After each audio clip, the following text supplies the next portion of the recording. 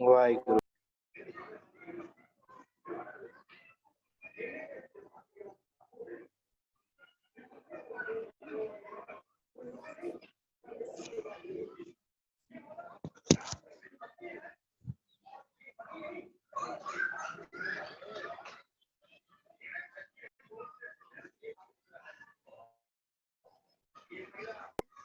वाहिगुरु। हाँ जी। वाहिगुरु जी का खालसा, वाहिगुरु जी की फतेह।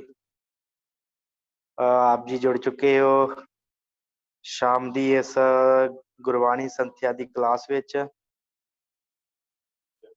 सो ਆਪਾਂ 1-2 ਮਿੰਟ तक एक क्लास ਦੀ ਆਰੰਭਤਾ ਕਰਦੇ ਹਾਂ। आप जी ਦੀ ਸਕਰੀਨ ਦੇ ਉੱਪਰ 10ਵੀਂ ਪੌੜੀ ਜਪਜੀ ਸਾਹਿਬ ਦੀ आप जी देख रहे हो। ਇਹਨੂੰ आप जी एक ਵਾਰੀ पढ़ लो, फिर ਆਪਾਂ ਇਸ ਦੀ ਆਰੰਭਤਾ ਕਰਦੇ ਹਾਂ ਜੀ। संगत जल्दी जुड़ जावे, फिर आप जल्दी ही आरंभता कर।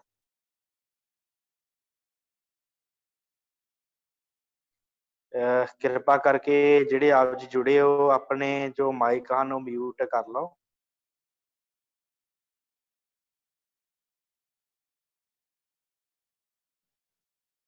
म्यूट हुए।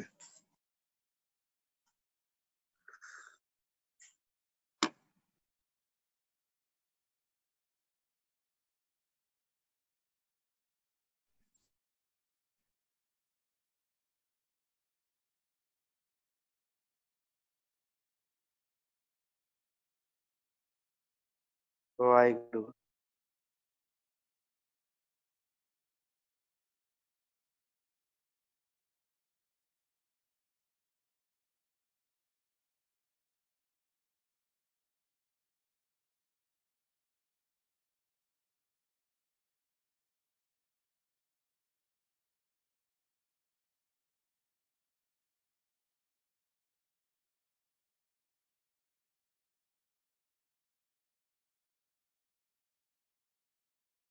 वाहिगुरु।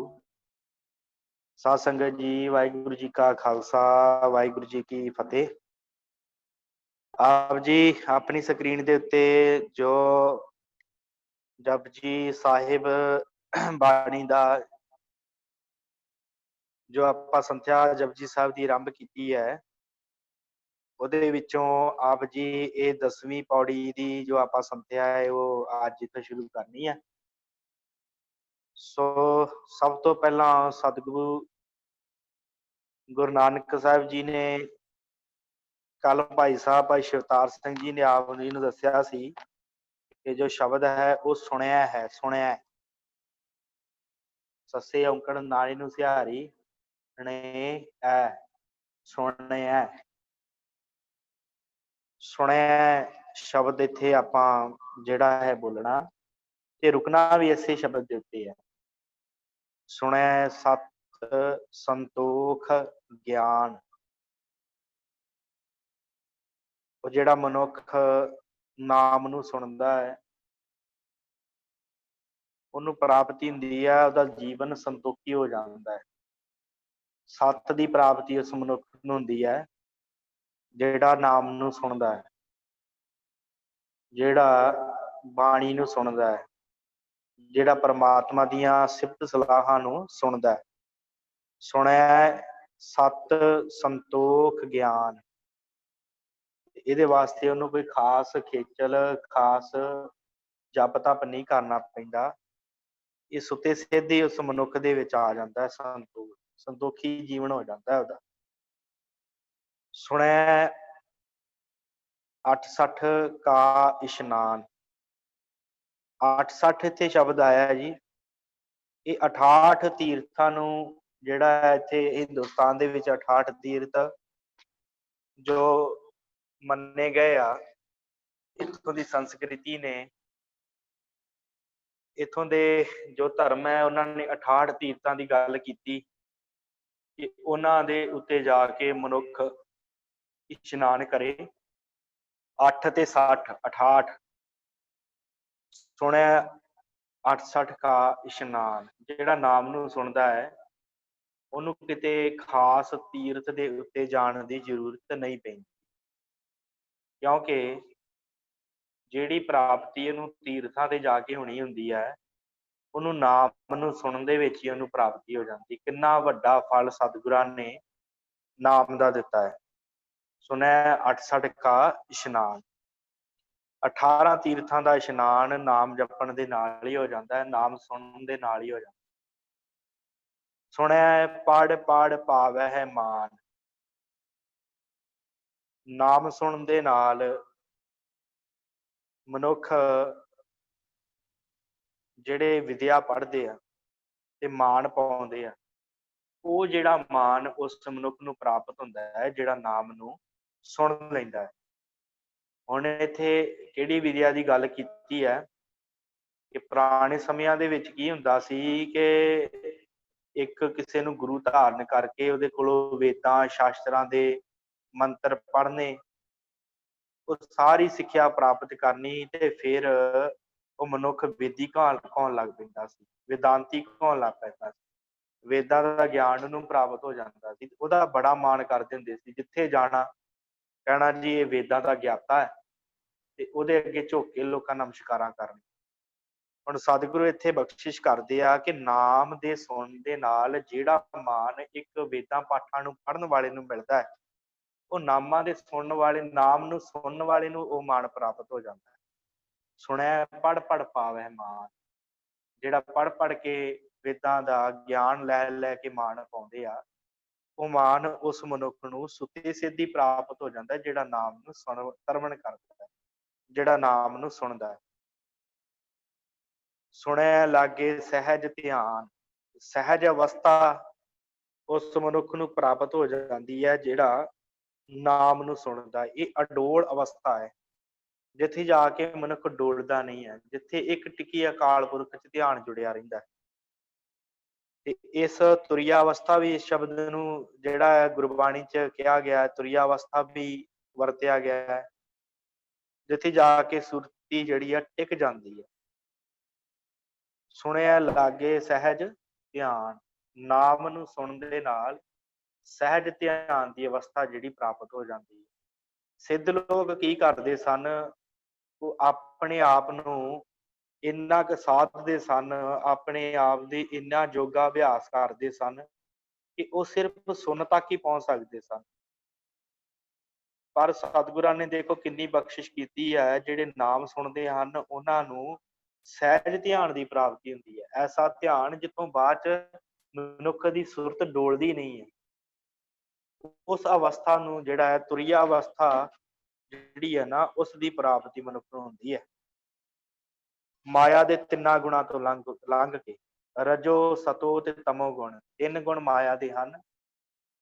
ਇਹਨਾਂ ਤਿੰਨਾਂ ਗੁਣਾਂ ਤੋਂ ਜਿਹੜੀ ਚੌਥੀ ਅਵਸਥਾ ਹੈ ਉਹ ਹੈਗੀ ਹੈ ਤੁਰਿਆ ਅਵਸਥਾ।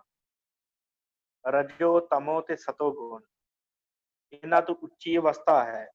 ਜਦੋਂ ਉੱਥੇ ਮਨੁੱਖ ਪਹੁੰਚ ਜਾਂਦਾ ਹੈ ਫਿਰ ਉਹ ਸਹਿਜ ਦੇ ਵਿੱਚ ਜੁੜ ਜਾਂਦਾ ਹੈ, ਫਿਰ ਉਹਦੇ ਜੀਵਨ ਚ ਸਹਿਜ ਵਿੱਚ ਹੋ ਜਾਂਦਾ ਹੈ, ਫਿਰ ਉਹਦਾ ਚੱਲਣਾ ਵੀ ਸਹਿਜ ਵਿੱਚ ਹੈ, ਉਹਦਾ ਬੋਲਣਾ ਵੀ ਸਹਿਜ ਵਿੱਚ ਹੈ। ਇਸ ਤਰ੍ਹਾਂ ਦਾ ਉਹਦਾ ਜੀਵਨ ਹੋ ਜਾਂਦਾ ਹੈ ਜਿਹੜਾ ਨਾਮ ਨੂੰ ਸੁਣਦਾ ਹੈ, ਜਿਹੜਾ ਬਾਣੀ ਨੂੰ ਸੁਣਦਾ ਹੈ, ਜਿਹੜਾ ਸਿਮਰਨ ਕਰਦਾ ਹੈ। ਉਸ ਮਨੁੱਖ ਵਾਸਤੇ ਨਾਨਕ ਭਗਤਾਂ ਸਦਾ ਵਿਗਾਸ। ਜਿਹੜੇ ਭਗਤ ਹਨ ਉਹ ਇਸੇ ਤਰ੍ਹਾਂ ਨਾਮ ਚ ਜੁੜ ਕੇ ਉਹਨਾਂ ਦੇ ਮਨ ਦੇ ਵਿੱਚ ਟਿਕਾਓ ਤੇ ਖੇੜਾ, ਵਿਗਾਸ ਦਾ ਅਰਥ ਹੁੰਦਾ ਹੈ ਖੇੜਾ, ਉਹਨਾਂ ਦੀ ਸੁਰਤ ਵਿੱਚ ਖੇੜਾ ਹਮੇਸ਼ਾ ਬਣਿਆ ਰਹਿੰਦਾ ਹੈ। ਨਾਨਕ ਭਗਤਾਂ ਸਦਾ ਵਿਗਾਸ, ਸੁਣਿਆ ਦੁਖ ਪਾਪ ਕਾ ਨਾਸ। ਨਾਮ ਸੁਣ ਦੇ ਨਾਲ ਜਿਹੜੇ ਲੱਖਾਂ ਹੀ ਦੁੱਖ ਤੇ ਪਾਪ ਹਨ ਉਹਨਾਂ ਦਾ ਨਾਸ਼ ਹੋ ਜਾਂਦਾ ਹੈ। ਜਿਹੜੇ ਮਨੁੱਖ ਨਾਮ ਸੁਣਦੇ ਆ ਉਹਨਾਂ ਨੂੰ ਕਿਸੇ ਤਰ੍ਹਾਂ ਦੀ ਕੋਈ ਕਮੀ। ਇਹ ਸਤਿਗੁਰਾਂ ਨੇ ਇਸ ਪੌੜੀ ਦੇ ਵਿੱਚ ਬਖਸ਼ਿਸ਼ ਕੀਤੀ ਹੈ। ਇਹ ਸੀ ਸਾਧ ਸੰਗਤ 10ਵੀਂ ਪੌੜੀ। ਹੁਣ ਉਸ ਤੋਂ ਬਾਅਦ ਆਪਾਂ ਆਪ ਜੀ ਦੀ ਸਕਰੀਨ ਤੇ 11ਵੀਂ ਪੌੜੀ ਆ ਗਈ ਹੈ। ਸਤਿਗੁਰੂ ਬਖਸ਼ਿਸ਼ ਕਰਦੇ ਹੈ ਕਿ ਸੁਣਿਆ सरा गुणा के गा। ਜਿਹੜਾ ਨਾਮ ਸੁਣਦਾ ਹੈ ਉਹਨੂੰ ਬੇਅੰਤ ਗੁਣ ਪ੍ਰਾਪਤ ਹੁੰਦੇ ਆ। ਜਿਵੇਂ ਸਰਾ ਦਾ ਅਰਥ ਹੁੰਦਾ ਹੈ ਸਰੋਵਰ, ਉਹਨੂੰ ਸਰੋਵਰ ਮਿਲ ਜਾਂਦੇ। ਕਿਹੜੀ ਚੀਜ਼ ਦੇ ਸਰੋਵਰ ਮਿਲਦੇ ਆ? ਕਿਹੜੀ ਚੀਜ਼ ਦੇ ਸਰੋਵਰ ਪ੍ਰਾਪਤ ਹੁੰਦਾ? ਗੁਣਾਂ ਦੇ ਸਰੋਵਰ। ਕਿਉਂਕਿ ਗੁਣ ਵਿਹਾਜਣ ਦੇ ਲਈ, ਗੁਣ ਪ੍ਰਾਪਤ ਕਰਨ ਦੇ ਲਈ ਅਸੀਂ ਸੰਸਾਰ ਤੇ ਆਏ ਆ। ਗੁਣਾ ਕਾ ਹੋਵੇ ਵਾਸਲਾ ਕੱਢ ਵਾਸ ਲਈਜੈ, ਜੇ ਗੁਣ ਹੋਵਣ ਸਾਜ ਨਾ ਮਿਲ ਸਾਂਝ ਕਰੀਜੈ। ਸਾਂਝ ਕਰੀਜੈ ਗੁਣਾ ਕੇਰੀ, ਛੋੜ ਆਉਗਣ ਚਲੀਐ, ਜਿੱਥੇ ਜਾਏ ਬਈਐ ਭਲਾ ਖਈਐ, ਝੋਲ ਅੰਮ੍ਰਿਤ ਪੀਜੈ, ਗੁਣਾ ਕਾ ਹੋਵੇ ਵਾਸਲਾ ਕੱਢ ਵਾਸ ਲਈਜੈ। ਇਹ ਗੁਣ ਪ੍ਰਾਪਤ ਕਰਨ ਵਾਸਤੇ ਅਸੀਂ ਇਸ ਸੰਸਾਰ ਤੇ ਆਏ। ਉਹ ਗੁਣ ਕਿਹੜੇ? ਉਹ ਸਤਿਗੁਰਾਂ ਨੇ ਆਰੰਭ ਦੇ ਵਿੱਚ ਦੱਸੇ ਆ। ਇੱਕ ਓੰਕਾਰ ਤੋਂ ਲੈ ਕੇ ਗੁਰ ਪ੍ਰਸਾਦ ਤੱਕ ਜਿਹੜੇ ਪ੍ਰਮਾਤਮਾ ਦੇ ਗੁਣ, ਉਹਨਾਂ ਗੁਣਾਂ ਦੇ ਅਸੀਂ ਧਾਰਨੀ ਹੋਣਾ। ਤੇ ਜਿਹੜੇ ਨਾਮ ਸੁਣਦੇ ਆ ਉਹਨਾਂ ਨੂੰ ਗੁਣਾਂ ਦੇ ਸਰੋਵਰ ਪ੍ਰਾਪਤ ਹੋ ਜਾਂਦੇ ਆ। ਸੁਣਿਆ ਸਰਾ ਗੁਣਾ ਕੇ ਗਾ, ਉਹਨਾਂ ਨੂੰ ਇਹ ਜਿਹੜੇ ਸਰੋਵਰ ਆ ਪ੍ਰਾਪਤ ਹੋ ਜਾਂਦੇ ਆ, ਜਿਹੜੇ ਗੁਣਾਂ ਦੇ ਨਾਲ ਭਰੇ ਹੁੰਦੇ ਆ। ਬੇਅੰਤੀ ਗੁਣਾਂ ਦੀ ਸੋਝ ਉਹਨਾਂ ਮਨੁੱਖਾਂ ਨੂੰ ਹੋ ਜਾਂਦੀ ਹੈ। ਸੁਣਿਆ ਸੇਖ ਪੀਰ ਪਾਤਸ਼ਾਹ, ਨਾਮ ਸੁਣਨ ਦੇ ਨਾਲ ਮਨੁੱਖ ਨੂੰ ਪਦਵੀਆਂ ਮਿਲਦੀਆਂ। ਕਿਹੜੀਆਂ ਪਦਵੀਆਂ? ਸ਼ੇਖਾਂ ਦੀਆਂ ਪਦਵੀਆਂ ਤੇ ਪੀਰਾਂ ਦੀਆਂ ਪਦਵੀਆਂ ਤੇ ਪਾਤਸ਼ਾਹਾਂ ਦੀਆਂ ਪਦਵੀਆਂ ਉਹਨਾਂ ਮਨੁੱਖਾਂ ਨੂੰ ਪ੍ਰਾਪਤ ਹੋ ਜਾਂਦੀਆਂ।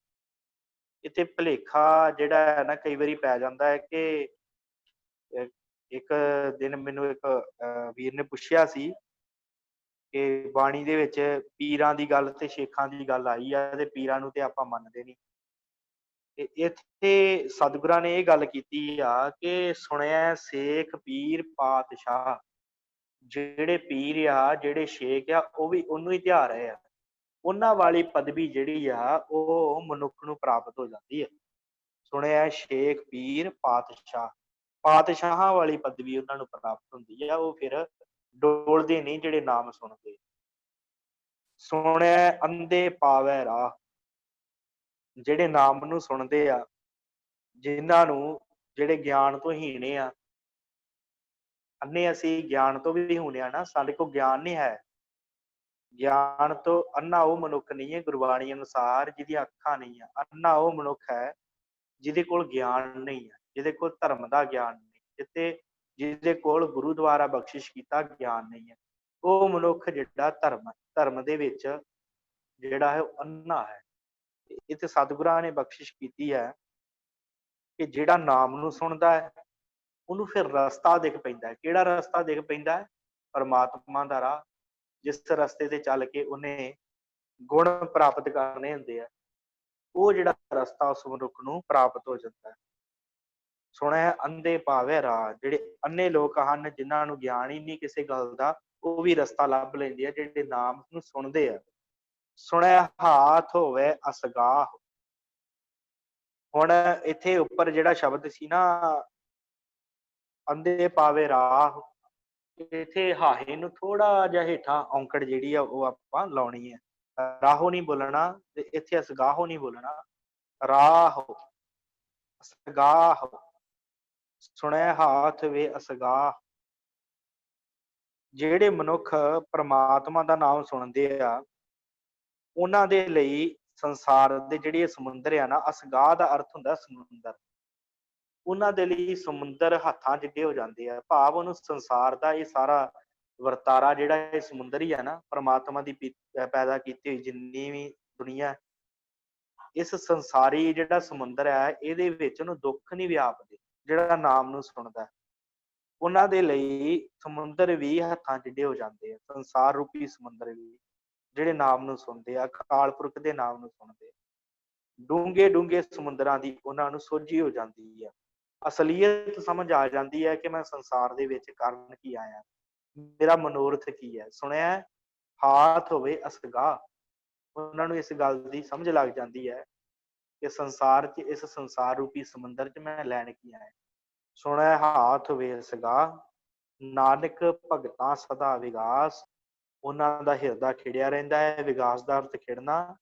ਸੁਣਿਆ ਦੁੱਖ ਪਾਪ ਕਾ ਨਾਸ, ਜਿਹੜੇ ਪ੍ਰਮਾਤਮਾ ਨੂੰ ਜਪਦੇ ਆ, ਸਿਮਰਦੇ ਆ, ਉਹਨਾਂ ਦੇ ਲੱਖਾਂ ਹੀ ਕਰੋੜਾਂ ਹੀ ਜਿੰਨੇ ਵੀ ਉਹਨਾਂ ਦੇ ਬੇਅੰਤ ਹੀ ਦੁੱਖ ਹਨ, ਉਹ ਖਤਮ ਹੋ ਜਾਂਦੇ ਆ। ਹੁਣ ਸਤਿਗੁਰੂ ਅੱਗੇ ਬਖਸ਼ਿਸ਼ ਕਰਦੇ ਆ। ਆਪ ਜੀ ਦੀ ਸਕਰੀਨ ਦੇ ਉੱਤੇ ਆ ਗਿਆ ਮੰਨੇ ਵਾਲੀਆਂ ਪੌੜੀਆਂ, ਕਿ ਜਿਨ੍ਹਾਂ ਨੇ ਸੁਣ ਕੇ ਮੰਨਿਆ ਇਹ ਨਾਮ, ਜਿਹੜੇ ਨਾਮ ਨੂੰ ਮੰਨਦੇ ਆ, ਆਪਣੇ ਮਨ 'ਚ ਧਾਰਨ ਕਰਦੇ ਆ ਕਿ ਹਾਂ ਉਹ ਅਕਾਲ ਪੁਰਖ ਪ੍ਰਮਾਤਮਾ ਹੈ ਤੇ ਉਹਦਾ ਨਾਮ ਸੱਚਾ ਹੈ। ਜਿਹੜੀ ਇਸ ਗੱਲ ਨੂੰ ਮੰਨਦੇ ਆ, ਉਹਨਾਂ ਦੇ ਬਾਰੇ ਇਸ ਪੌੜੀ 'ਚ ਹੁਣ 12ਵੀਂ ਪੌੜੀ ਦੀ ਰਮਤ ਆਉਣ ਲੱਗੀ ਹੈ। ਮੰਨੇ ਕੀ ਗਤ ਕਹੀ ਨਾ ਜਾਏ। ਜਿਹੜੇ ਨਾਮ ਨੂੰ ਮੰਨਦੇ ਆ, ਪਹਿਲਾਂ ਸੁਣਨ ਦੀ ਗੱਲ ਸੀ, ਹੁਣ ਮੰਨਣ ਦੀ ਗੱਲ ਹੈ। ਜਿਹੜੇ ਮਨੁੱਖ ਨਾਮ ਨੂੰ ਮੰਨਦੇ ਆ, ਮੰਨੇ ਕੀ ਗਤ ਕਹੀ ਨਾ ਜਾਏ, ਉਹਨਾਂ ਦੀ ਗਤ, ਉਹਨਾਂ ਦੀ ਕੀਮਤ ਨਹੀਂ ਪਾਈ ਜਾ ਸਕਦੀ।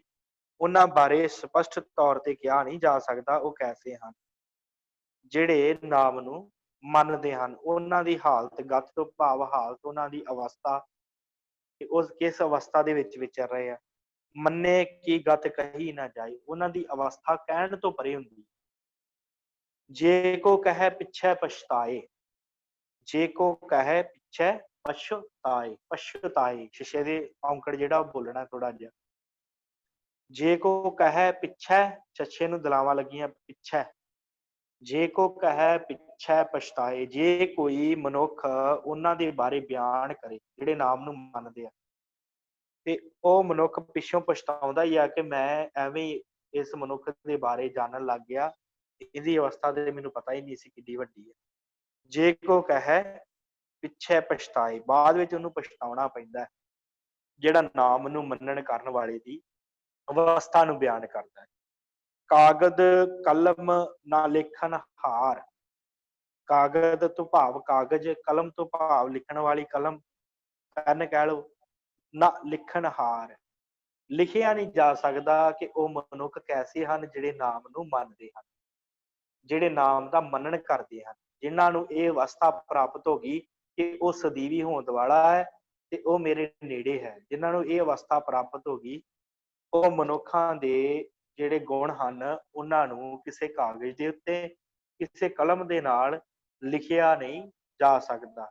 ਲਿਖਣਹਾਰ ਦੇ ਅਰਥ ਲਿਖਾਰੀ ਵੀ ਕੀਤੇ ਜਾਂਦੇ, ਕਿ ਜੇ ਲਿਖਣਹਾਰ, ਲਿਖਣ ਵਾਲੇ, ਲਿਖਾਰੀ, ਉਹਨਾਂ ਦੇ ਬਾਰੇ ਬਿਆਨ ਕਰਨ, ਉਹਨਾਂ ਕੋਲੋਂ ਉਹਨਾਂ ਦੇ ਬਾਰੇ, ਉਹਨਾਂ ਦੇ ਗੁਣ ਨਹੀਂ ਬਿਆਨ ਹੋ ਸਕਦੇ ਜਿਹੜੇ ਨਾਮ ਨੂੰ ਮੰਨਦੇ ਹਨ, ਜਿਹੜੇ ਨਾਮ ਦਾ ਮੰਨਣ ਕਰਦੇ ਆ ਕਿ ਨਾਮ ਜਿਹੜਾ ਅਕਾਲ ਪੁਰਖ ਹੈ ਉਹ ਸਦੀਵੀ ਹੈ। ਮੰਨੇ ਕਾ ਬਹਿ ਕਰਨ ਵਿਚਾਰ, ਤੇ ਕਈ ਉਹਨਾਂ ਦੀ ਵਡਿਆਈ ਕਰਦੇ ਆ ਜਿਹੜੇ ਨਾਮ ਨੂੰ ਮੰਨਦੇ ਆ, ਜਿਨ੍ਹਾਂ ਦੇ ਹਿਰਦੇ 'ਚ ਨਾਮ ਟਿਕਿਆ ਹੁੰਦਾ ਹੈ, ਉਹਨਾਂ ਦੀ ਵਡਿਆਈ ਕਰਨ ਵਾਲੇ ਸ਼ਰਧਾ ਦੇ ਨਾਲ ਉਹਨਾਂ ਦੀ ਵਡਿਆਈ ਕਰਦੇ, ਉਹਨਾਂ ਦਾ ਅੰਦਾਜ਼ਾ ਲਾਉਂਦੇ ਆ। ਸਮੁੱਚਾ ਉਹਨਾਂ ਨੂੰ ਬਿਆਨ ਨਹੀਂ ਕੀਤਾ ਜਾ ਸਕਦਾ ਜਿਹੜੇ ਨਾਮ ਦਾ ਮੰਨਣ ਕਰਦੇ, ਪਰ ਉਹਨਾਂ ਦੀ ਜਿਹੜੀ ਹੈ ਵਿਚਾਰ ਬਹਿ ਕੇ ਕਰਦੇ ਆ ਕਿ ਹਾਂ ਉਹ ਕਿਵੇਂ ਦੇ ਮਨੁੱਖ ਹਨ, ਉਹਨਾਂ ਦਾ ਜੀਵਨ ਕਿਵੇਂ ਦਾ ਹੈ। ਮੰਨੇ ਕਾ ਬਹਿ ਕਰਨ ਵਿਚਾਰ, ਵਵੇ ਨੂੰ ਬਿਹਾਰੀ ਜਿਹੜੀ ਉਹ ਪੂਰੀ ਬੋਲਣੀ ਹੈ। ਵਿਚਾਰ, ਵਿਚਾਰ ਨਹੀਂ ਪੜਨਾ, ਵਿਚਾਰ। ਮੰਨੇ ਕਾ ਬਹਿ ਕਰਨ ਵਿਚਾਰ, ਐਸਾ ਨਾਮ ਨਿਰੰਜਨ ਹੋਏ। ਉਹ ਨਾਮ ਕੈਸਾ ਹੈ ਜਿਹਦਾ ਮੰਨਣ ਕਰਦੇ ਹਨ ਇਹ ਲੋਕ, ਜਿਨ੍ਹਾਂ ਦੀ ਉੱਤੇ ਗੱਲ ਕੀਤੀ ਹੈ ਕਿ ਨਾਮ ਨੂੰ ਮੰਨਦੇ ਹਨ।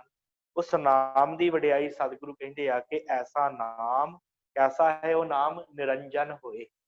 ਨਿਰੰਜਨ ਹੁੰਦਾ ਹੈ ਨਿਰਅੰਜਨ, ਅੰਜਨ ਦਾ ਭਾਵ ਹੁੰਦਾ ਹੈ ਸੁਰਮਾ, ਤੇ ਸੁਰਮਾ ਹੁੰਦਾ ਕਾਲੇ ਰੰਗ ਦਾ, ਤੇ ਨਿਰਅੰਜਨ ਭਾਵ ਕਾਲਖ ਤੋਂ ਰਹਿਤ ਉਹ ਜਿਹੜਾ ਨਾਮ ਹੈ। ਤੇ ਉਹ ਕਾਲਖ ਕਿਹੜੀ ਹੈ? ਮਾਇਆ ਦੀ ਕਾਲਖ। ਪਰਮਾਤਮਾ ਦਾ ਨਾਮ ਕੈਸਾ ਹੈ? ਉਹ ਮਾਇਆ ਦੇ ਪ੍ਰਭਾਵ ਤੋਂ ਪਰੇ ਹੈ, ਤੇ ਜਿਹੜੇ ਮੰਨਣ ਕਰਦੇ ਆ ਉਹਨਾਂ ਦੇ ਬਾਰੇ ਕਿਹਾ ਨਹੀਂ ਜਾ ਸਕਦਾ। ਐਸਾ ਨਾਮ ਨਿਰੰਜਨ ਹੋਏ, ਨਿਰੰਜਨ ਹੋਏ, ਜੇ ਕੋ ਮਨ ਜਾਣੈ ਮਨ ਕੋਏ। ਪਹਿਲੇ ਮੰਮੇ ਦੇ ਉੱਤੇ ਟਿੱਪੀ ਲੱਗੀ ਆ, ਇਹਦਾ ਅਰਥ ਹੈ ਜੇ ਕੋ ਮਨ, ਜੇ ਮੰਨ ਲਵੇ, ਜੇ ਕੋ ਮਨ ਜਾਣੈ ਮਨ ਕੋਏ।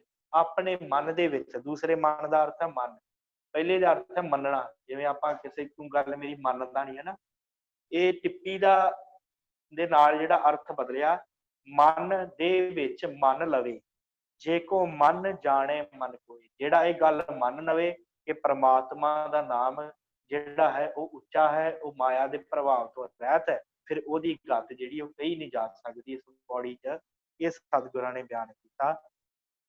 हुण अगली पौड़ी जेड़ी है उस पौड़ी दे अंदर सतगुरु बख्शिश करदे आ।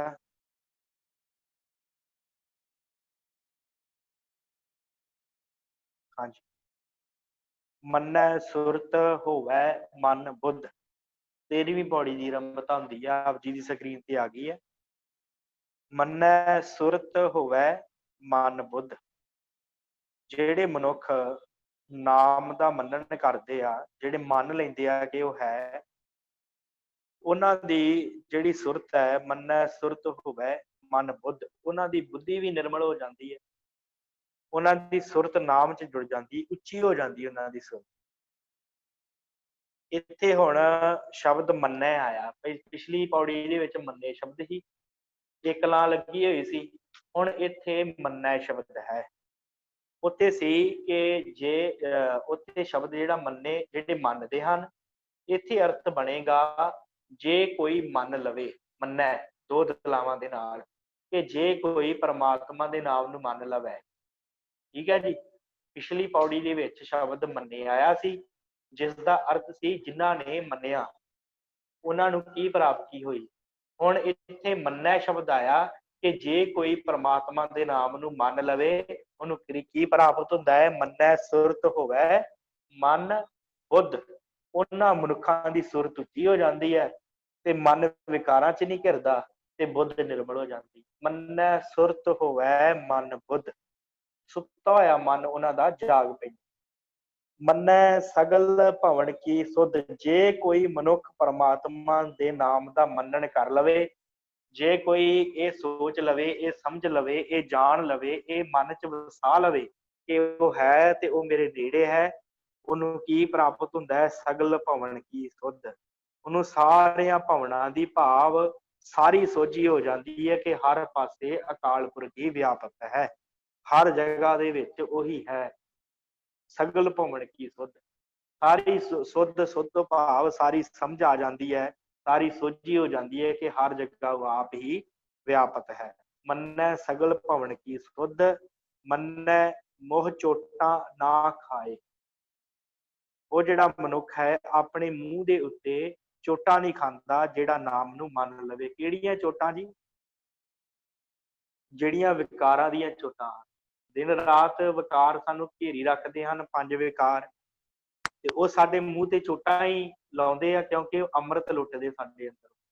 ਜੋ ਪ੍ਰਮਾਤਮਾ ਨਾਲ ਅਸੀਂ ਜੁੜਨਾ ਹੈ ਨਾ ਸਿਮਰਨ ਕਰਕੇ, ਤੇ ਉਸ ਅੰਮ੍ਰਿਤ ਨੂੰ ਲੁੱਟਦੇ ਆ, ਤੇ ਉਹ ਲੁੱਟ ਕੇ ਤੇ ਸਾਨੂੰ ਜਿਹੜਾ ਆ ਨਾ ਮਾਰ ਰਹੇ ਆ। ਮਾਰ ਹੈ ਲੁੱਟ ਹੈ ਨੀਤ ਨੀਤ, ਕਿਸੇ ਅੱਗੇ ਕਰੀ ਪੁਕਾਰ ਜਨਾ। ਇਹਦੇ ਅੱਗੇ ਪੁਕਾਰ ਕਰੀਏ? ਇਹ 5 ਵਿਕਾਰ ਸਾਨੂੰ ਕੁੱਟ ਰਹੇ ਆ, ਮਾਰ ਰਹੇ ਆ, ਮਨੁੱਖ ਨੂੰ ਪਤਾ ਨਹੀਂ ਲੱਗ ਰਿਹਾ, ਇਹਨਾਂ ਦੇ ਵਿੱਚ ਹੀ ਰਸਾਂ ਦੇ ਵਿੱਚ ਲੱਗਾ ਹੋਇਆ।